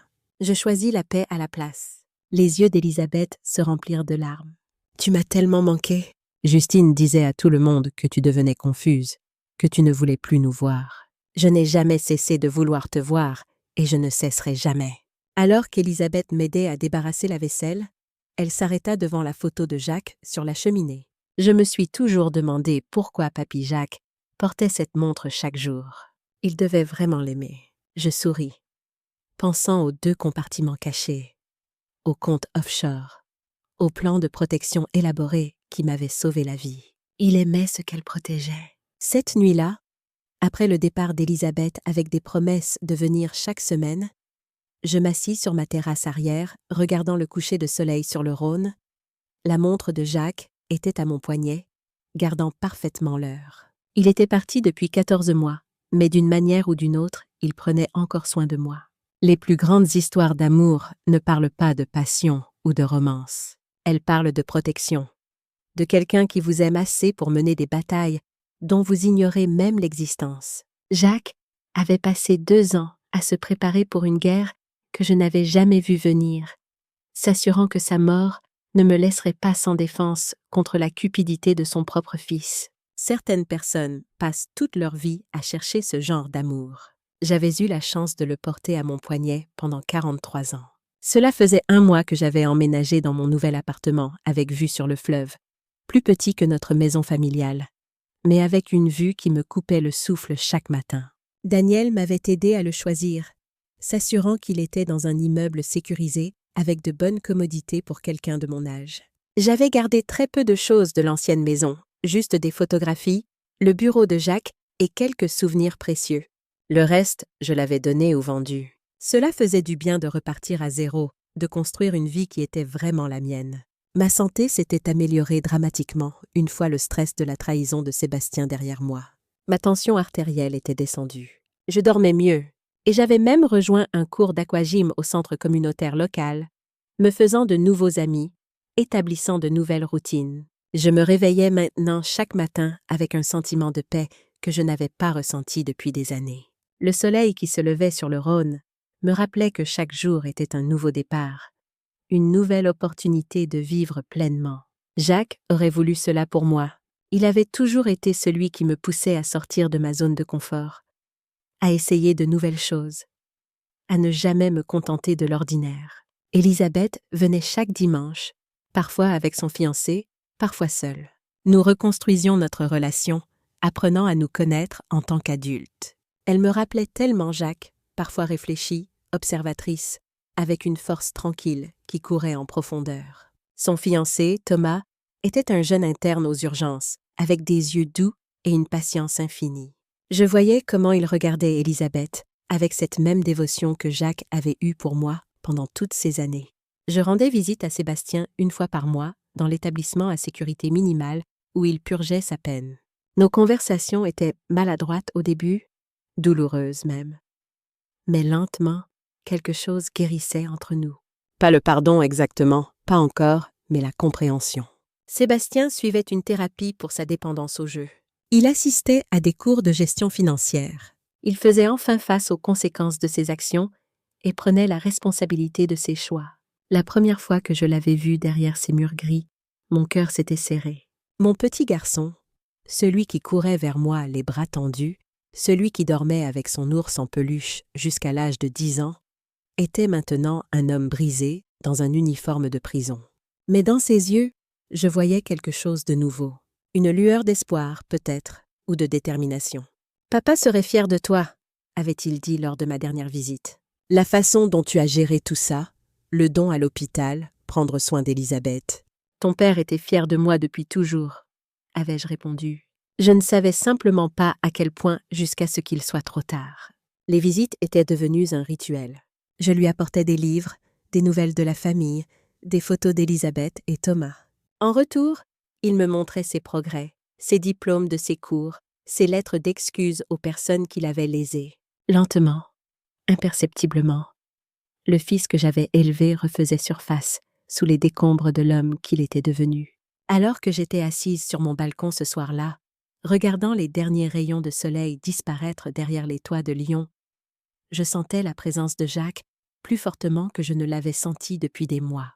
Pas comme un fantôme ou un esprit, mais comme une influence continue, une main guidante qui avait façonné ma vie de manière que je commençais seulement à comprendre. Je remontais sa montre, sentant la résistance familière du mécanisme, le tour lisse de la couronne sous mes doigts. Un acte si simple, pourtant il me connectait à lui à travers le temps et l'espace. C'était devenu mon rituel du soir, ma façon de lui dire bonsoir, ma façon de garder sa mémoire vivante dans les petits gestes du quotidien. Mon téléphone sonna. Laurent Dupré. Madame Douglas, j'ai des nouvelles inattendues. La police a localisé Justine. Où? En Espagne. Elle vivait sous un nom d'emprunt, mais ils l'ont retrouvée grâce à des bijoux qu'elle a mis en gage à Barcelone. Je n'étais pas surprise que Justine ait fui, ni qu'elle ait finalement été trouvée. Les gens comme elle croyaient toujours qu'ils étaient plus malins que tout le monde. Ils l'étaient rarement. Qu'est-ce qui se passe maintenant? Ils travaillent sur l'extradition. Elle fera face à des accusations de complicité, de fraude et de fuite devant la justice. Je voulais vous prévenir avant que cela ne soit dans les médias. Merci Laurent pour tout. Après avoir raccroché, je retournai la montre de Jacques dans mes mains, étudiant l'arrière où les compartiments cachés étaient dissimulés. Une conception si intelligente, impossible à détecter, sauf si on savait exactement quoi chercher. Exactement comme Jacques lui-même. Discret, sans prétention, facilement sous-estimé, mais avec des profondeurs et des complexités qu'il m'avait fallu une vie entière pour apprécier pleinement. Je souris, me souvenant de notre premier rendez-vous, de notre jour de mariage, de la naissance de notre fils, de tous les moments ordinaires qui composaient une vie ensemble. Jacques m'avait donné tellement plus que la sécurité financière. Il m'avait donné le plus grand cadeau de tous, la connaissance que j'étais plus forte que je ne le savais, capable de faire face à tout ce que la vie me réservait. Je me souvenais de ce premier rendez-vous comme si c'était hier. Nous avions dîné dans un petit restaurant près de la place Bellecour, un endroit modeste avec des nappes à carreaux rouges et des bougies vacillantes sur chaque table. Jacques était si nerveux qu'il avait renversé son verre d'eau 2 fois. Mais quand il parlait de ses rêves, de ses espoirs pour l'avenir, ses yeux s'illuminaient d'une façon qui m'avait captivée. Cette lumière dans ses yeux, je l'avais vue chaque jour de notre mariage, même dans les moments difficiles. Demain, je visiterai l'aile hospitalière portant son nom. La semaine prochaine, j'assisterai à un vernissage avec Elisabeth. Le mois suivant, je prendrai un cours de cuisine que je lorgnais depuis longtemps. La vie continuait, différente d'avant, mais non moins précieuse, non moins digne d'être vécue. L'idée du cours de cuisine me fit sourire. Jacques avait toujours été le cuisinier de la famille, celui qui passait des heures à préparer des plats élaborés pour nos anniversaires et nos fêtes. Je n'avais jamais vraiment appris, me contentant de le regarder avec admiration depuis le seuil de la cuisine. Maintenant, c'était le moment d'apprendre, de développer mes propres talents, de devenir la femme complète que Jacques avait toujours vue en moi. Je glissais la montre de Jacques à mon poignet, sentant son poids confortable contre ma peau. Je n'en avais plus besoin pour lire l'heure. Mon téléphone faisait cela très bien. Je la portais comme un rappel de l'amour, de la protection, de la résilience et surtout comme un rappel que même quand nous pensons être seuls, nous ne le sommes jamais vraiment. Les personnes qui nous aiment laissent des morceaux d'elles-mêmes derrière elles, dans les souvenirs, dans les leçons, dans des compartiments cachés qui se révèlent exactement quand nous en avons le plus besoin. Les semaines qui suivirent furent remplies de nouvelles expériences et de petites victoires. Mon cours d'aquagym était devenu le point culminant de mes semaines. J'avais rencontré Hélène, une ancienne professeure de français qui partageait mon amour pour la littérature. Nous passions souvent le déjeuner ensemble après les cours, discutant de livres, de vie, de tous ces petits riens qui font le sel de l'existence. Hélène avait perdu son mari 3 ans plus tôt d'une maladie similaire. Elle comprenait le chemin que je traversais, les hauts et les bas du deuil, la façon dont la vie continue malgré tout. Nos conversations étaient un baume pour mon âme, un rappel que je n'étais pas seule dans cette expérience. « Tu sais, » me dit-elle un jour en sirotant son café, « le plus difficile n'est pas de perdre quelqu'un. Le plus difficile est d'apprendre à vivre sans lui tout en gardant son souvenir vivant. »« Comment tu fais ?» demandai-je. Elle sourit, touchant une petite broche en argent à son revers. « Mon mari me l'a offerte pour notre 20e anniversaire. Je la porte tous les jours. » Ce n'est pas le bijou qui compte, c'est ce qu'il représente. L'amour ne meurt pas avec la personne. Il se transforme, il évolue, mais il reste. Je regardais la montre à mon poignet et hochais la tête. Je comprends exactement ce que tu veux dire. Le vernissage avec Elisabeth fut une révélation. Je n'avais jamais vraiment compris l'art moderne, Mais voir ma petite fille expliquer les œuvres avec tant de passion et de connaissance me remplit de fierté. Elle avait hérité de l'intelligence de Jacques et de ma curiosité. Un mélange parfait. Thomas nous accompagnait, attentif et prévenant, s'assurant toujours que j'avais un verre d'eau ou une chaise si je semblais fatiguée. Il me rappelait Jacques à bien des égards, cette même attention aux petits détails, ce même désir de prendre soin de ceux qu'il aimait. « Mamie, tu as vu cette sculpture ?» s'exclama Elisabeth en me tirant vers une œuvre abstraite en bronze. L'artiste dit qu'elle représente la résilience, la façon dont nous nous plions sans nous briser. Je regardais la sculpture, ses formes tortueuses mais élégantes, et je vis quelque chose de moi-même dedans. Quelque chose de nous tous. La capacité de l'esprit humain à endurer, à s'adapter, à trouver la beauté même dans les moments les plus difficiles. « C'est magnifique », murmurai-je. « Et très approprié. » Le cours de cuisine s'avéra être plus qu'un simple passe-temps. C'était une façon de me reconnecter avec une partie de moi que j'avais négligée pendant des années. Le chef instructeur, un homme jovial nommé Philippe, avait une patience infinie avec nous, les débutants. Il nous apprenait non seulement les techniques, mais aussi la philosophie derrière la cuisine. « Cuisiner n'est pas juste suivre une recette », nous dit-il lors de notre première leçon. « C'est un acte d'amour. Chaque plat que vous préparez est un cadeau pour quelqu'un, même si ce quelqu'un est vous-même. » Ces mots résonnèrent en moi longtemps après la fin du cours. Jacques avait toujours dit quelque chose de similaire. Pour lui, préparer un repas pour notre famille était sa façon de montrer son amour, de prendre soin de nous de manière tangible. Maintenant, je comprenais enfin ce qu'il voulait dire. Je commençais à cuisiner pour Elisabeth et Thomas quand ils venaient le dimanche. Mes premiers efforts étaient maladroits, parfois ratés, mais ils mangeaient tout avec enthousiasme et me félicitaient sincèrement. Lentement, mes compétences s'améliorèrent. Je développais même quelques spécialités, des plats que Jacques aurait approuvés, je l'espérais.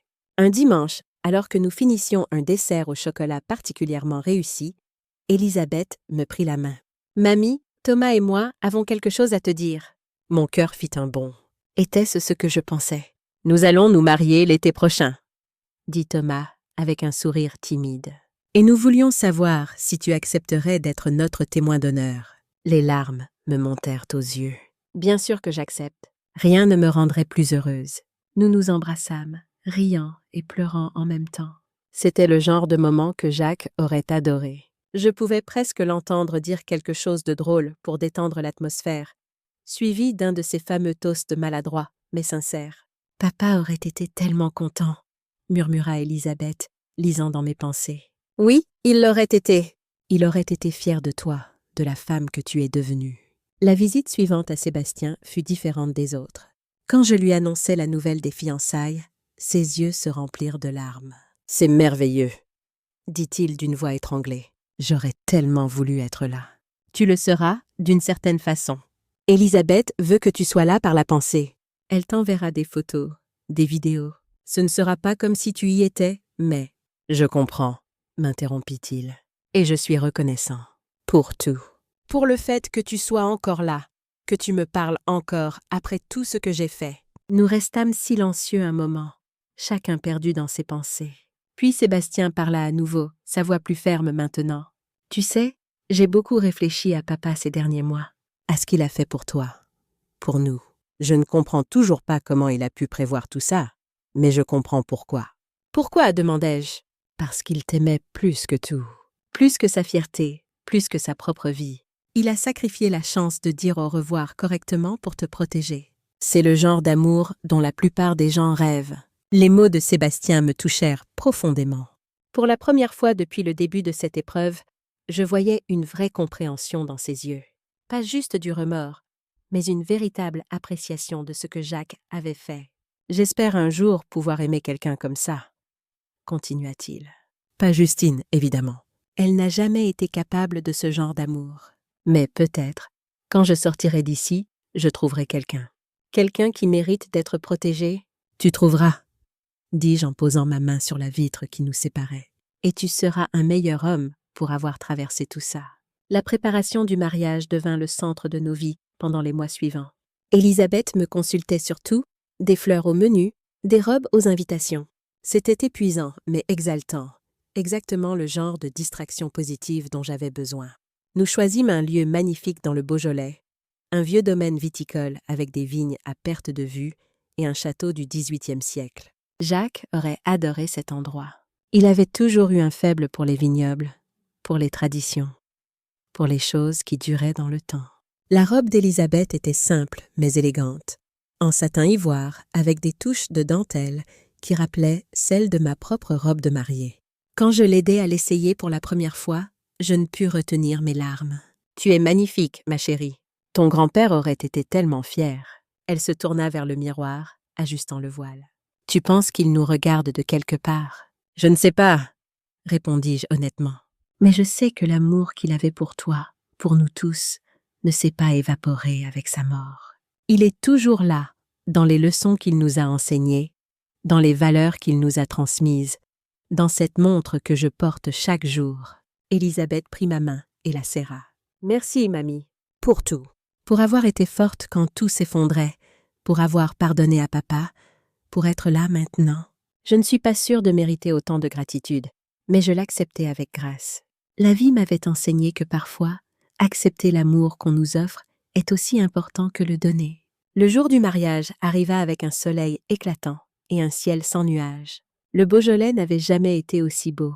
Les vignes verdoyantes sous la lumière dorée de l'après-midi, le parfum des roses et du jasmin flottant dans l'air. Je portais une robe bleu marine que j'avais choisie avec Hélène, et bien sûr la montre de Jacques à mon poignet. C'était ma façon de l'avoir avec moi en ce jour spécial, de l'inclure dans cette célébration de l'amour et de l'espoir. La cérémonie fut émouvante et simple, exactement ce qu'Élisabeth et Thomas avaient voulu. Quand ils échangèrent leurs vœux, je vis l'amour dans leurs yeux. Cet amour pur et inconditionnel que Jacques et moi avions partagé. C'était le même amour transmis à une nouvelle génération. Pendant la réception, je portais un toast. Je n'étais pas aussi douée que Jacques pour les discours, mais je fis de mon mieux. « Mes chers Élisabeth et Thomas, » commençai-je. Mon mari Jacques avait l'habitude de dire que l'amour n'est pas quelque chose qu'on trouve, c'est quelque chose qu'on construit. Jour après jour, choix après choix, acte de gentillesse après acte de gentillesse. Je regardais autour de moi les visages souriants, certains familiers, d'autres nouveaux. Il disait aussi que les meilleures histoires d'amour ne sont pas celles des contes de fées. Ce sont celles où deux personnes imparfaites décident de se soutenir mutuellement, de se protéger, de grandir ensemble. Mes yeux se posèrent sur la montre à mon poignet. Jacques m'a laissé beaucoup de choses quand il est parti. De l'argent, des souvenirs, une protection que je ne méritais pas mais dont j'avais désespérément besoin. Mais le cadeau le plus précieux qu'il m'a laissé, c'est la conviction que l'amour vrai existe, qu'il vaut la peine d'être cherché, et qu'une fois trouvé, il vaut la peine d'être défendu. Je levai mon verre. Alors je vous dis ceci, Élisabeth et Thomas, aimez-vous fiercely, protégez-vous l'un l'autre, construisez quelque chose de beau ensemble, et n'oubliez jamais que l'amour que vous partagez aujourd'hui est le fondement de tout ce qui viendra. À Élisabeth et Thomas. Les applaudissements furent chaleureux, et je vis des larmes dans bien des yeux. Élisabeth vint m'embrasser, murmurant un merci à mon oreille. Ce fut un moment parfait, un de ces instants rares où tout semble être exactement comme il devrait être. Plus tard dans la soirée, alors que la musique jouait et que les couples dansaient, je m'éclipsai sur la terrasse pour un moment de solitude. La vue sur les vignes était spectaculaire, baignée dans la lumière dorée du soleil couchant. « Tu as bien fait », murmurai-je à Jacques, où qu'il soit. « Notre petite fille est heureuse. Notre famille continue. Et moi, je vais bien. Mieux que bien, en fait. Je suis en paix. » Le vent souffla doucement, faisant bruisser les feuilles de vigne. C'était peut-être mon imagination, mais j'aurais juré sentir une présence à côté de moi, chaude et rassurante. Comme si Jacques était là, partageant ce moment avec moi. Je touchai la montre à mon poignet et souris. Certains liens ne peuvent jamais être brisés. Certains amours ne meurent jamais vraiment. Ils se transforment, évoluent, mais restent. Toujours. Les mois qui suivirent le mariage furent parmi les plus paisibles de ma vie. J'avais trouvé un nouveau rythme, un équilibre entre la solitude et la compagnie, entre le souvenir du passé et l'anticipation de l'avenir.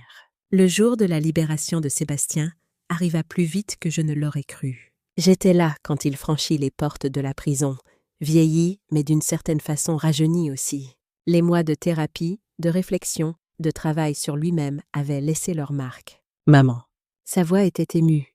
Tu es venue. Bien sûr que je suis venue. Je lui ouvris les bras, et il s'y jeta, comme le petit garçon qu'il avait été autrefois. Nous restâmes ainsi un long moment, mère et fils, réunis malgré tout ce qui s'était passé. Je suis désolé, murmura-t-il contre mon épaule. Tellement, tellement désolé. Je sais, et je te pardonne. Les mots sortirent naturellement, sans effort. Je réalisais que c'était vrai. Quelque part, au cours de ces longs mois, sans même m'en rendre compte, j'avais pardonné à mon fils. Non pas oublié, jamais oublié, mais pardonné. Sébastien s'installa dans un petit appartement dans un quartier modeste de Lyon. Il trouva un emploi dans une association d'aide aux personnes endettées, utilisant son expérience pour aider d'autres à éviter les erreurs qu'il avait commises. C'était ironique, d'une certaine façon, mais aussi approprié. Son travail lui donnait un sens, une raison de se lever le matin. Élisabeth renoua progressivement avec lui, d'abord avec hésitation, puis avec plus de chaleur. Elle lui montra les photos du mariage, lui raconta les détails qu'il avait manqués. C'était douloureux pour lui, je le voyais, mais aussi guérissant. 1 an après sa libération, Sébastien m'appela avec des nouvelles. « Maman, j'ai rencontré quelqu'un, une femme merveilleuse. Elle s'appelle Marguerite. Elle travaille à l'association avec moi. » Je souris, heureuse pour lui. « Raconte-moi tout. » Il me parle d'elle pendant 1 heure, de sa gentillesse, de son sens de l'humour, de la façon dont elle le comprenait sans le juger, de comment elle lui avait redonné espoir en l'amour, en lui-même, en l'avenir. « Quand puis-je la rencontrer ?» demandai-je. « Ce week-end, si tu es libre. »« Je voulais m'assurer que tu étais prête. »« Je suis prête, Sébastien. »« Si elle te rend heureux, alors je veux la connaître. » Marguerite s'avéra être exactement comme Sébastien l'avait décrite. Douce, intelligente, avec une maturité qui venait clairement de ses propres difficultés surmontées. Elle ne ressemblait en rien à Justine, et c'était probablement le plus grand compliment que je pouvais lui faire. Au fil des mois, je la regardais intégrer notre famille fracturée, apportant avec elle une lumière nouvelle. Elle était patiente avec les tensions résiduelles, compréhensive des blessures non encore guéries. Elle aimait Sébastien pour qui il était devenu, pas pour qui il avait été. 2 ans après le mariage d'Élisabeth, j'eus la joie d'annoncer une autre nouvelle merveilleuse. Élisabeth était enceinte. Mon premier arrière-petit-enfant était en route. « C'est un garçon !» me dit-elle lors du repas de famille où elle annonça la nouvelle. Thomas et moi, on a décidé de l'appeler Jacques. En hommage à papy. Les larmes coulèrent librement sur mes joues. « C'est parfait », murmurai-je. « Absolument parfait. Ton grand-père aurait été tellement honoré. » Quelques mois plus tard, je tenais le petit Jacques dans mes bras pour la première fois. Minuscule, parfait, avec les yeux de son arrière-grand-père et le sourire de sa mère. Un nouveau chapitre de notre histoire familiale commençait. « Bonjour, petit Jacques », chuchotai-je. « Je suis ta grand-mère, Christiane. Et j'ai tellement de choses à te raconter sur l'homme dont tu portes le nom. » L'enfant bougea dans mes bras, ses petites mains s'agrippant à mon doigt. Dans ce geste simple, je vis la continuation de tout ce que Jacques et moi avions construit ensemble. L'amour qui se perpétue, la famille qui grandit, la vie qui continue. Ce soir-là, seul dans mon appartement avec vue sur le Rhône, je remontais la montre de Jacques pour la 1000e fois peut-être. Le mécanisme tournait doucement sous mes doigts, aussi fiable qu'il l'avait toujours été. « Tu aurais adoré le voir, » dis-je à Jacques. Le petit Jacques. « Il a tes yeux, tu sais, et quelque chose de ton obstination, je crois. » Il a refusé de dormir pendant 2 heures ce soir. Je ris doucement à ce souvenir. Notre famille a survécu, continuai-je. Pas sans blessure, pas sans cicatrice, mais nous sommes toujours là. Sébastien se reconstruit. Élisabeth est heureuse. Et moi, je suis en paix. Vraiment en paix. Le vent souffla par la fenêtre ouverte, apportant avec lui l'odeur du fleuve et des tilleuls en fleurs. C'était le genre de soirée parfaite que Jacques et moi aurions passé sur notre terrasse, à ne rien faire de particulier, juste à être ensemble. « Tu me manques, » murmurai-je. « Tu me manqueras toujours. Mais je comprends maintenant pourquoi tu as fait ce que tu as fait. Et je te remercie pour l'amour, pour la protection, pour cette chance de vivre pleinement, même après ton départ. » Je regardai la montre une dernière fois avant de la poser sur ma table de nuit. Elle brillait doucement dans la lumière de la lampe, gardienne silencieuse de tant de secrets, de tant d'amour. Les plus grandes histoires d'amour ne finissent pas avec la mort. Elles continuent, transformées mais pas diminuées, dans les cœurs de ceux qui restent. Jacques m'avait appris cela, de la manière la plus extraordinaire qui soit. Et chaque jour que je vivais, chaque sourire que je partageais avec mes petits-enfants, chaque coucher de soleil que j'admirais, était un hommage à cet amour. Mon dernier acte de la journée, comme toujours, fut de remonter la montre. Le petit clic familier du mécanisme qui s'engageait me fit sourire. « Bonne nuit, Jacques », murmurai-je. « Je t'aime, toujours. » Et dans le silence de ma chambre, j'aurais juré entendre sa réponse, portée par le vent. À peine un murmure, mais parfaitement clair. « Moi aussi, ma Christiane, moi aussi. » Les années passèrent, comme elles le font toujours, avec leur lot de joie et de peine, de naissance et de départ, de rire et de larmes. Le petit Jacques grandit, devenant un garçon curieux avec les yeux vifs de son arrière-grand-père et la détermination de sa mère. À 5 ans, il posait déjà 1000 questions sur tout, exactement comme Jacques l'avait fait selon les histoires que me racontait sa mère à lui. « Mamie Christiane, pourquoi tu portes toujours cette montre ?» me demanda-t-il un jour, alors que nous étions assis dans le jardin de l'appartement d'Élisabeth. Je regardais la Rolex à mon poignet, usée maintenant par des années de port quotidien, mais toujours aussi précise, toujours aussi précieuse. « Parce qu'elle appartenait à ton arrière-grand-père » expliquai-je. « Et chaque fois que je la porte, je me souviens de lui. » Il s'assit sur mes genoux, ses petites mains explorant le cadran de la montre avec une curiosité innocente. « Il était gentil, Papy Jacques. Très gentil. Et très intelligent. Il m'a laissé cette montre pour me protéger. » « Protéger comment ?» « C'est une longue histoire, mon chéri. Je te la raconterai quand tu seras plus grand. Pour l'instant, sache juste que parfois, les personnes qui nous aiment nous laissent des trésors cachés. Des trésors qu'on découvre exactement quand on en a besoin. » Le petit Jacques hocha la tête gravement, comme s'il comprenait parfaitement, même si je savais que ses concepts dépassaient son jeune âge. « Un jour, moi aussi je serai intelligent comme lui, » déclara-t-il avec la certitude absolue de l'enfance. Je souris et l'embrassai sur le front. « J'en suis sûre, mon chéri. J'en suis absolument certaine. » Sébastien et Marguerite se marièrent l'année des 7 ans du petit Jacques. C'était une cérémonie intime, juste la famille proche et quelques amis. Rien de comparable au grand mariage d'Élisabeth, mais d'une certaine façon plus émouvant encore. Voir mon fils, cet homme qui avait failli tout perdre, trouver l'amour et la rédemption, était un cadeau que je n'aurais jamais osé espérer. La cérémonie se tint dans une petite chapelle de campagne, pas loin de Lyon, un endroit simple mais chargé d'histoire. Marguerite portait une robe crème toute simple, ses cheveux relevés en un chignon élégant. Sébastien, pour sa part, avait l'air nerveux mais heureux, vraiment heureux, pour la première fois depuis des années.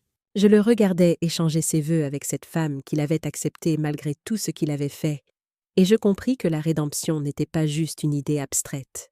Elle était possible, tangible, réelle.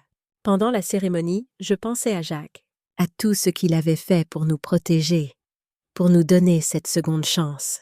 Si seulement il avait pu voir Sébastien maintenant, transformé, humble, reconnaissant pour chaque jour. Peut-être l'aurait-il pardonné, lui aussi. Peut-être l'avait-il déjà fait, dans cette lettre qu'il lui avait laissée. Je me souvenais de ces mots que Jacques avait écrits à notre fils. « Je te donne une dernière chance d'être l'homme que j'ai élevé. » Jacques avait toujours cru en Sébastien, même quand celui-ci avait perdu foi en lui-même. C'était le genre de père qu'il avait été, le genre d'homme. Il voyait le potentiel là où d'autres ne voyaient que les échecs. Après le mariage, Sébastien vint vers moi, les yeux brillants. « Maman, je ne pourrai jamais assez te remercier pour m'avoir donné une autre chance, pour avoir cru que je pouvais changer. Je n'ai pas toujours cru, admis-je.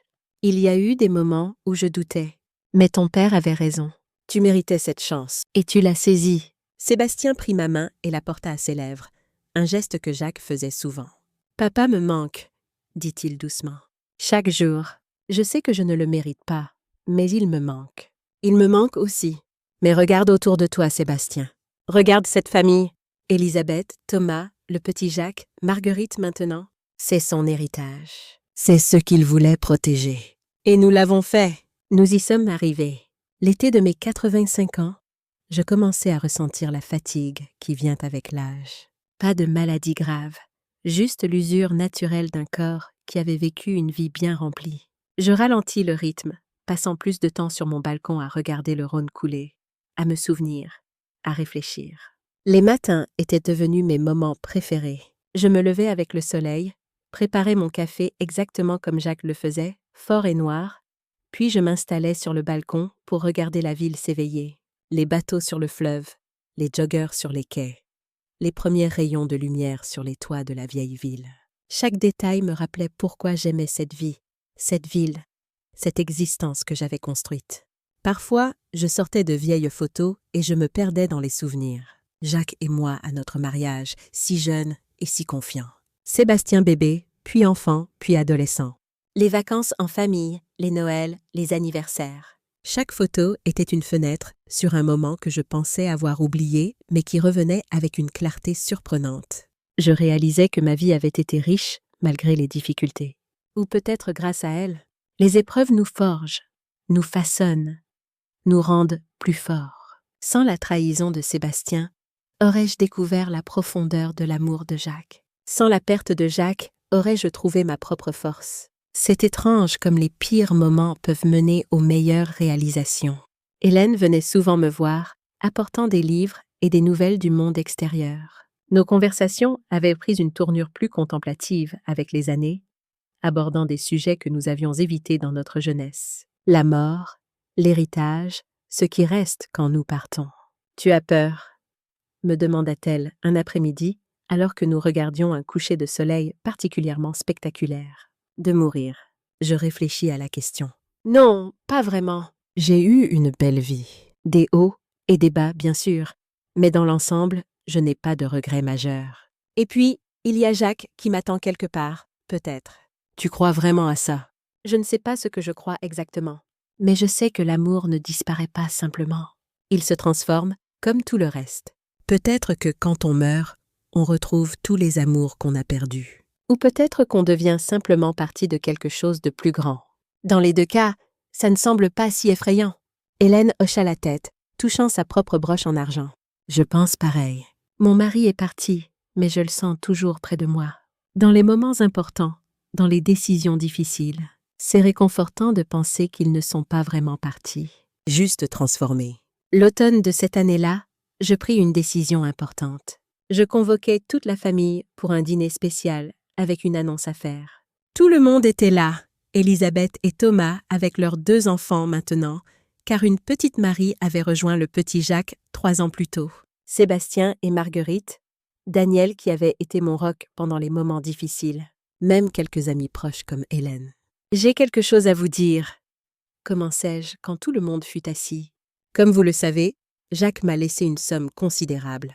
J'ai utilisé une partie pour les dons à l'hôpital, pour assurer mon confort, pour aider quand c'était nécessaire. Mais il reste beaucoup. Les regards étaient attentifs, curieux. Personne ne m'interrompit. J'ai décidé de créer une fondation, la Fondation Jacques Douglas.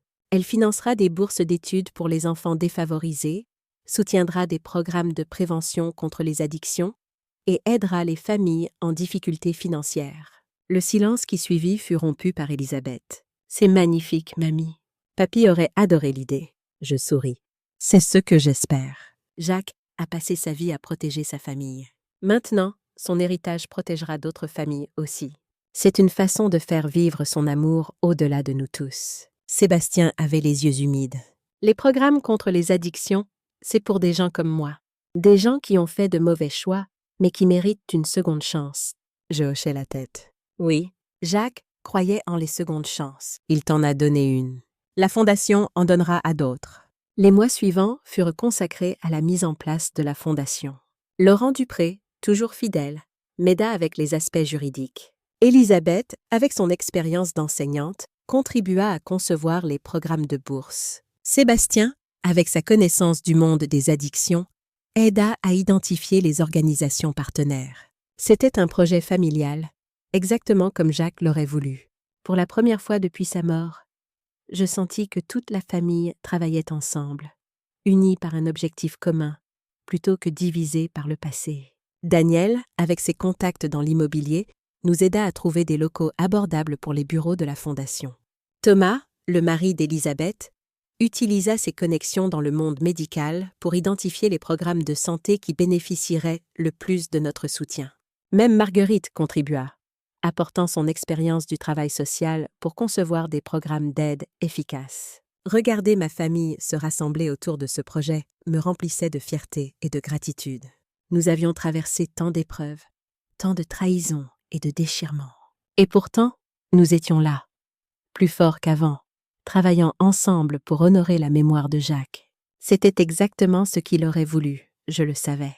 Pas la rancœur, pas la division, mais l'unité et l'amour. L'inauguration officielle de la Fondation Jacques Douglas eut lieu 1 an jour pour jour après mon 85e anniversaire. La cérémonie se tint dans l'aile hospitalière qui portait déjà son nom, bouclant ainsi une boucle symbolique. Je portais ma plus belle robe et, bien sûr, la montre de Jacques. Le petit Jacques, maintenant un garçon de 10 ans dégingandé, était à mes côtés. « Mamie, pourquoi tout le monde pleure ?» me demanda-t-il en voyant les larmes dans les yeux des invités pendant mon discours. « Ce sont des larmes de joie, mon chéri. Parfois, quand on est très heureux ou très ému, on pleure. C'est une bonne chose. » Il sembla réfléchir à cela. « Comme quand tu parles de Papy Jacques. » Exactement comme ça. Mon discours ce jour-là fut simple. Je parlais de Jacques, de l'homme qu'il avait été, de l'amour qu'il avait porté à sa famille. Je ne mentionnais pas les secrets, les complications, les trahisons.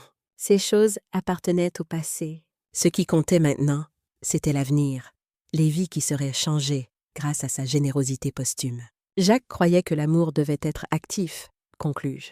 Pas juste un sentiment, mais une force qui protège, qui élève, qui donne de l'espoir. Cette fondation est son dernier acte d'amour. Un amour qui continuera à toucher des vies longtemps après que nous tous serons partis. Cette nuit-là, seul dans mon appartement, je sortis la montre et l'examinai sous la lumière de la lampe. Les années l'avaient patinée, lui donnant un caractère que même Jacques n'aurait pu imaginer. Les 2 compartiments secrets étaient toujours là, maintenant vides de leurs mystères originaux. J'y avais placé mes propres messages, des lettres pour Élisabeth, pour Sébastien, pour le petit Jacques, des mots d'amour et de sagesse à découvrir quand je ne serai plus là. C'était ma façon de continuer la tradition que Jacques avait commencée, de laisser des indices, des protections, des preuves d'amour pour ceux qui viendraient après moi. « La vie n'est pas une ligne droite », murmurai-je à la montre silencieuse. « C'est un cercle. Ce que nous donnons revient, transformé. Ce que nous perdons nous est rendu, d'une manière ou d'une autre. » Je remontai la montre une dernière fois ce soir-là, sentant le mécanisme familier s'engager sous mes doigts. C'était un geste que j'avais fait des milliers de fois, mais qui n'avait jamais perdu sa signification. Chaque tour de la couronne était un acte d'amour, un pont entre le passé et le présent, entre moi et Jacques. Je mourrai paisiblement dans mon sommeil quelques années plus tard. La montre de Jacques à mon poignet, un sourire sur les lèvres. Du moins, c'est ce qu'Élisabeth me raconta plus tard, car bien sûr je ne me souviens pas de ma propre mort. Mais je me souviens de ce qui s'est passé après. Une lumière chaude, une sensation de paix absolue, et puis une main familière dans la mienne. Christiane, sa voix que je n'avais pas entendue depuis si longtemps. Jacques, il était là, exactement comme je me le rappelais, mais aussi différent. Plus jeune, peut-être, ou simplement libéré du poids des soucis terrestres. Ses yeux brillaient de cet amour que j'avais vu chaque jour de notre mariage. « Tu as été incroyable », dit-il. « Tout ce que tu as fait, la fondation, la famille, le pardon. Je n'aurais pas pu rêver mieux. Je ne pouvais que le regarder, submergé par l'émotion de le revoir. « Tu m'as manqué », réussis-je finalement à dire. « Chaque jour, je sais. J'étais là, tu sais, à chaque moment important. » Le mariage d'Élisabeth, la naissance du petit Jacques, les visites à Sébastien. « J'étais toujours là. » Je le savais, murmurai-je. Je le sentais. Il me prit dans ses bras, et c'était exactement comme avant. Comme si les années de séparation n'avaient été qu'un clin d'œil dans l'éternité. Je sentais la chaleur de son étreinte, la solidité de ses bras autour de moi, et je compris que tout ce que j'avais traversé, toutes les épreuves, toutes les larmes, tout cela m'avait mené à ce moment, à ces retrouvailles que j'avais espéré sans jamais vraiment y croire. « Tu as gardé la montre », murmura-t-il contre mes cheveux. « Chaque jour, C'était ma façon de te garder près de moi. Il recula légèrement pour me regarder, ses yeux brillants d'une lumière que je n'avais jamais vue sur terre. Quelque chose de plus profond, de plus pur, comme si toutes les limitations de notre existence mortelle avaient été effacées. Je t'ai regardé, tu sais, Chaque fois que tu la remontais, chaque fois que tu parlais à cette montre vide, je t'entendais. Je savais que tu penserais que je suis folle. Je souris à travers mes larmes, ces larmes qui coulaient maintenant de joie plutôt que de chagrin. Pas folle, fidèle. Il y a une différence. Viens, dit-il. Il y a tellement de choses à te montrer. Et tellement de temps maintenant pour en profiter. Je le suivis, laissant derrière moi le monde que j'avais connu, mais emportant avec moi tout ce qui comptait vraiment. L'amour ne meurt pas. Il se transforme, il voyage, il trouve de nouvelles formes, mais il ne meurt jamais. Sur Terre, dans mon appartement avec vue sur le Rhône, Elisabeth trouva la montre sur ma table de nuit. Elle la prit délicatement, sentant son poids familier, voyant les années d'usure et d'amour gravées dans le métal. Elle découvrit les compartiments secrets, les lettres que j'y avais cachées. Elle pleura en les lisant, puis sourit, comprenant enfin tout ce que cette simple montre représentait. Le petit Jacques hérita de la montre, comme je l'avais voulu. À 15 ans, il était assez grand pour comprendre son histoire, assez mûr pour apprécier sa signification. Elisabeth lui raconta tout, les secrets, les trahisons, la rédemption. L'amour qui avait traversé les générations, protégeant et guidant même depuis l'au-delà. Et chaque soir, avant de se coucher, le petit Jacques, qui n'était plus si petit, remontait la montre de son arrière-grand-père. Le même geste, répété encore et encore, un fil d'amour qui ne serait jamais brisé. Il avait appris l'histoire complète maintenant. Elisabeth lui avait tout raconté sans rien omettre. La trahison de son grand-père Sébastien, le plan de protection élaboré par Jacques, les millions cachés, la rédemption, le pardon. Le jeune homme avait écouté en silence, absorbant chaque détail, comprenant enfin pourquoi cette simple montre était traitée avec tant de révérence dans la famille. « C'est plus qu'une montre », avait-il dit à sa mère après avoir entendu l'histoire complète. « C'est une preuve d'amour. » Elisabeth avait souri, reconnaissant les mots que j'aurais pu prononcer moi-même. « Exactement. C'est pourquoi elle t'appartient maintenant. Pour que tu la transmettes à tes propres enfants un jour. Pour que l'amour continue de voyager à travers les générations. » Le jeune Jacques avait promis de prendre soin de la montre, de la remonter chaque soir, de perpétuer la tradition. Et il tenait parole. Chaque nuit, juste avant de dormir, il accomplissait le même rituel que j'avais accompli pendant tant d'années. Le petit clic du mécanisme, le tour familier de la couronne, la sensation de connexion avec ceux qui étaient partis mais jamais vraiment absents. Les plus grandes histoires d'amour ne finissent pas. Elles continuent dans les cœurs de ceux qui se souviennent, dans les gestes qui se transmettent, dans les montres qui gardent le temps et les secrets de ceux qui nous ont aimés. Et quelque part, au-delà du temps et de l'espace, Jacques et moi regardions ensemble enfin notre famille continuer à grandir, à aimer, à protéger, exactement comme nous l'avions toujours voulu. Nous regardions le jeune Jacques remonter la montre. Nous regardions Elisabeth élever ses enfants avec amour et sagesse. Nous regardions Sébastien réparer les dommages qu'il avait causés et construire une nouvelle vie. Nous regardions notre héritage se perpétuer, génération après génération, un fil d'amour et de protection qui ne serait jamais rompu. L'amour véritable, nous l'avions compris, ne connaît pas de fin. Il change de forme, il traverse les épreuves, il survit même à la mort. Il est là, dans chaque geste de tendresse, dans chaque acte de pardon, dans chaque sacrifice fait pour ceux que nous aimons. Et quelque part, dans une montre qui garde parfaitement l'heure, battait toujours le cœur de notre amour éternel. Merci d'avoir écouté. N'oubliez pas de vous abonner et n'hésitez pas à partager votre histoire dans les commentaires. Votre voix compte. Qu'auriez-vous fait à ma place? Avez-vous déjà vécu quelque chose de similaire? Commentez ci-dessous.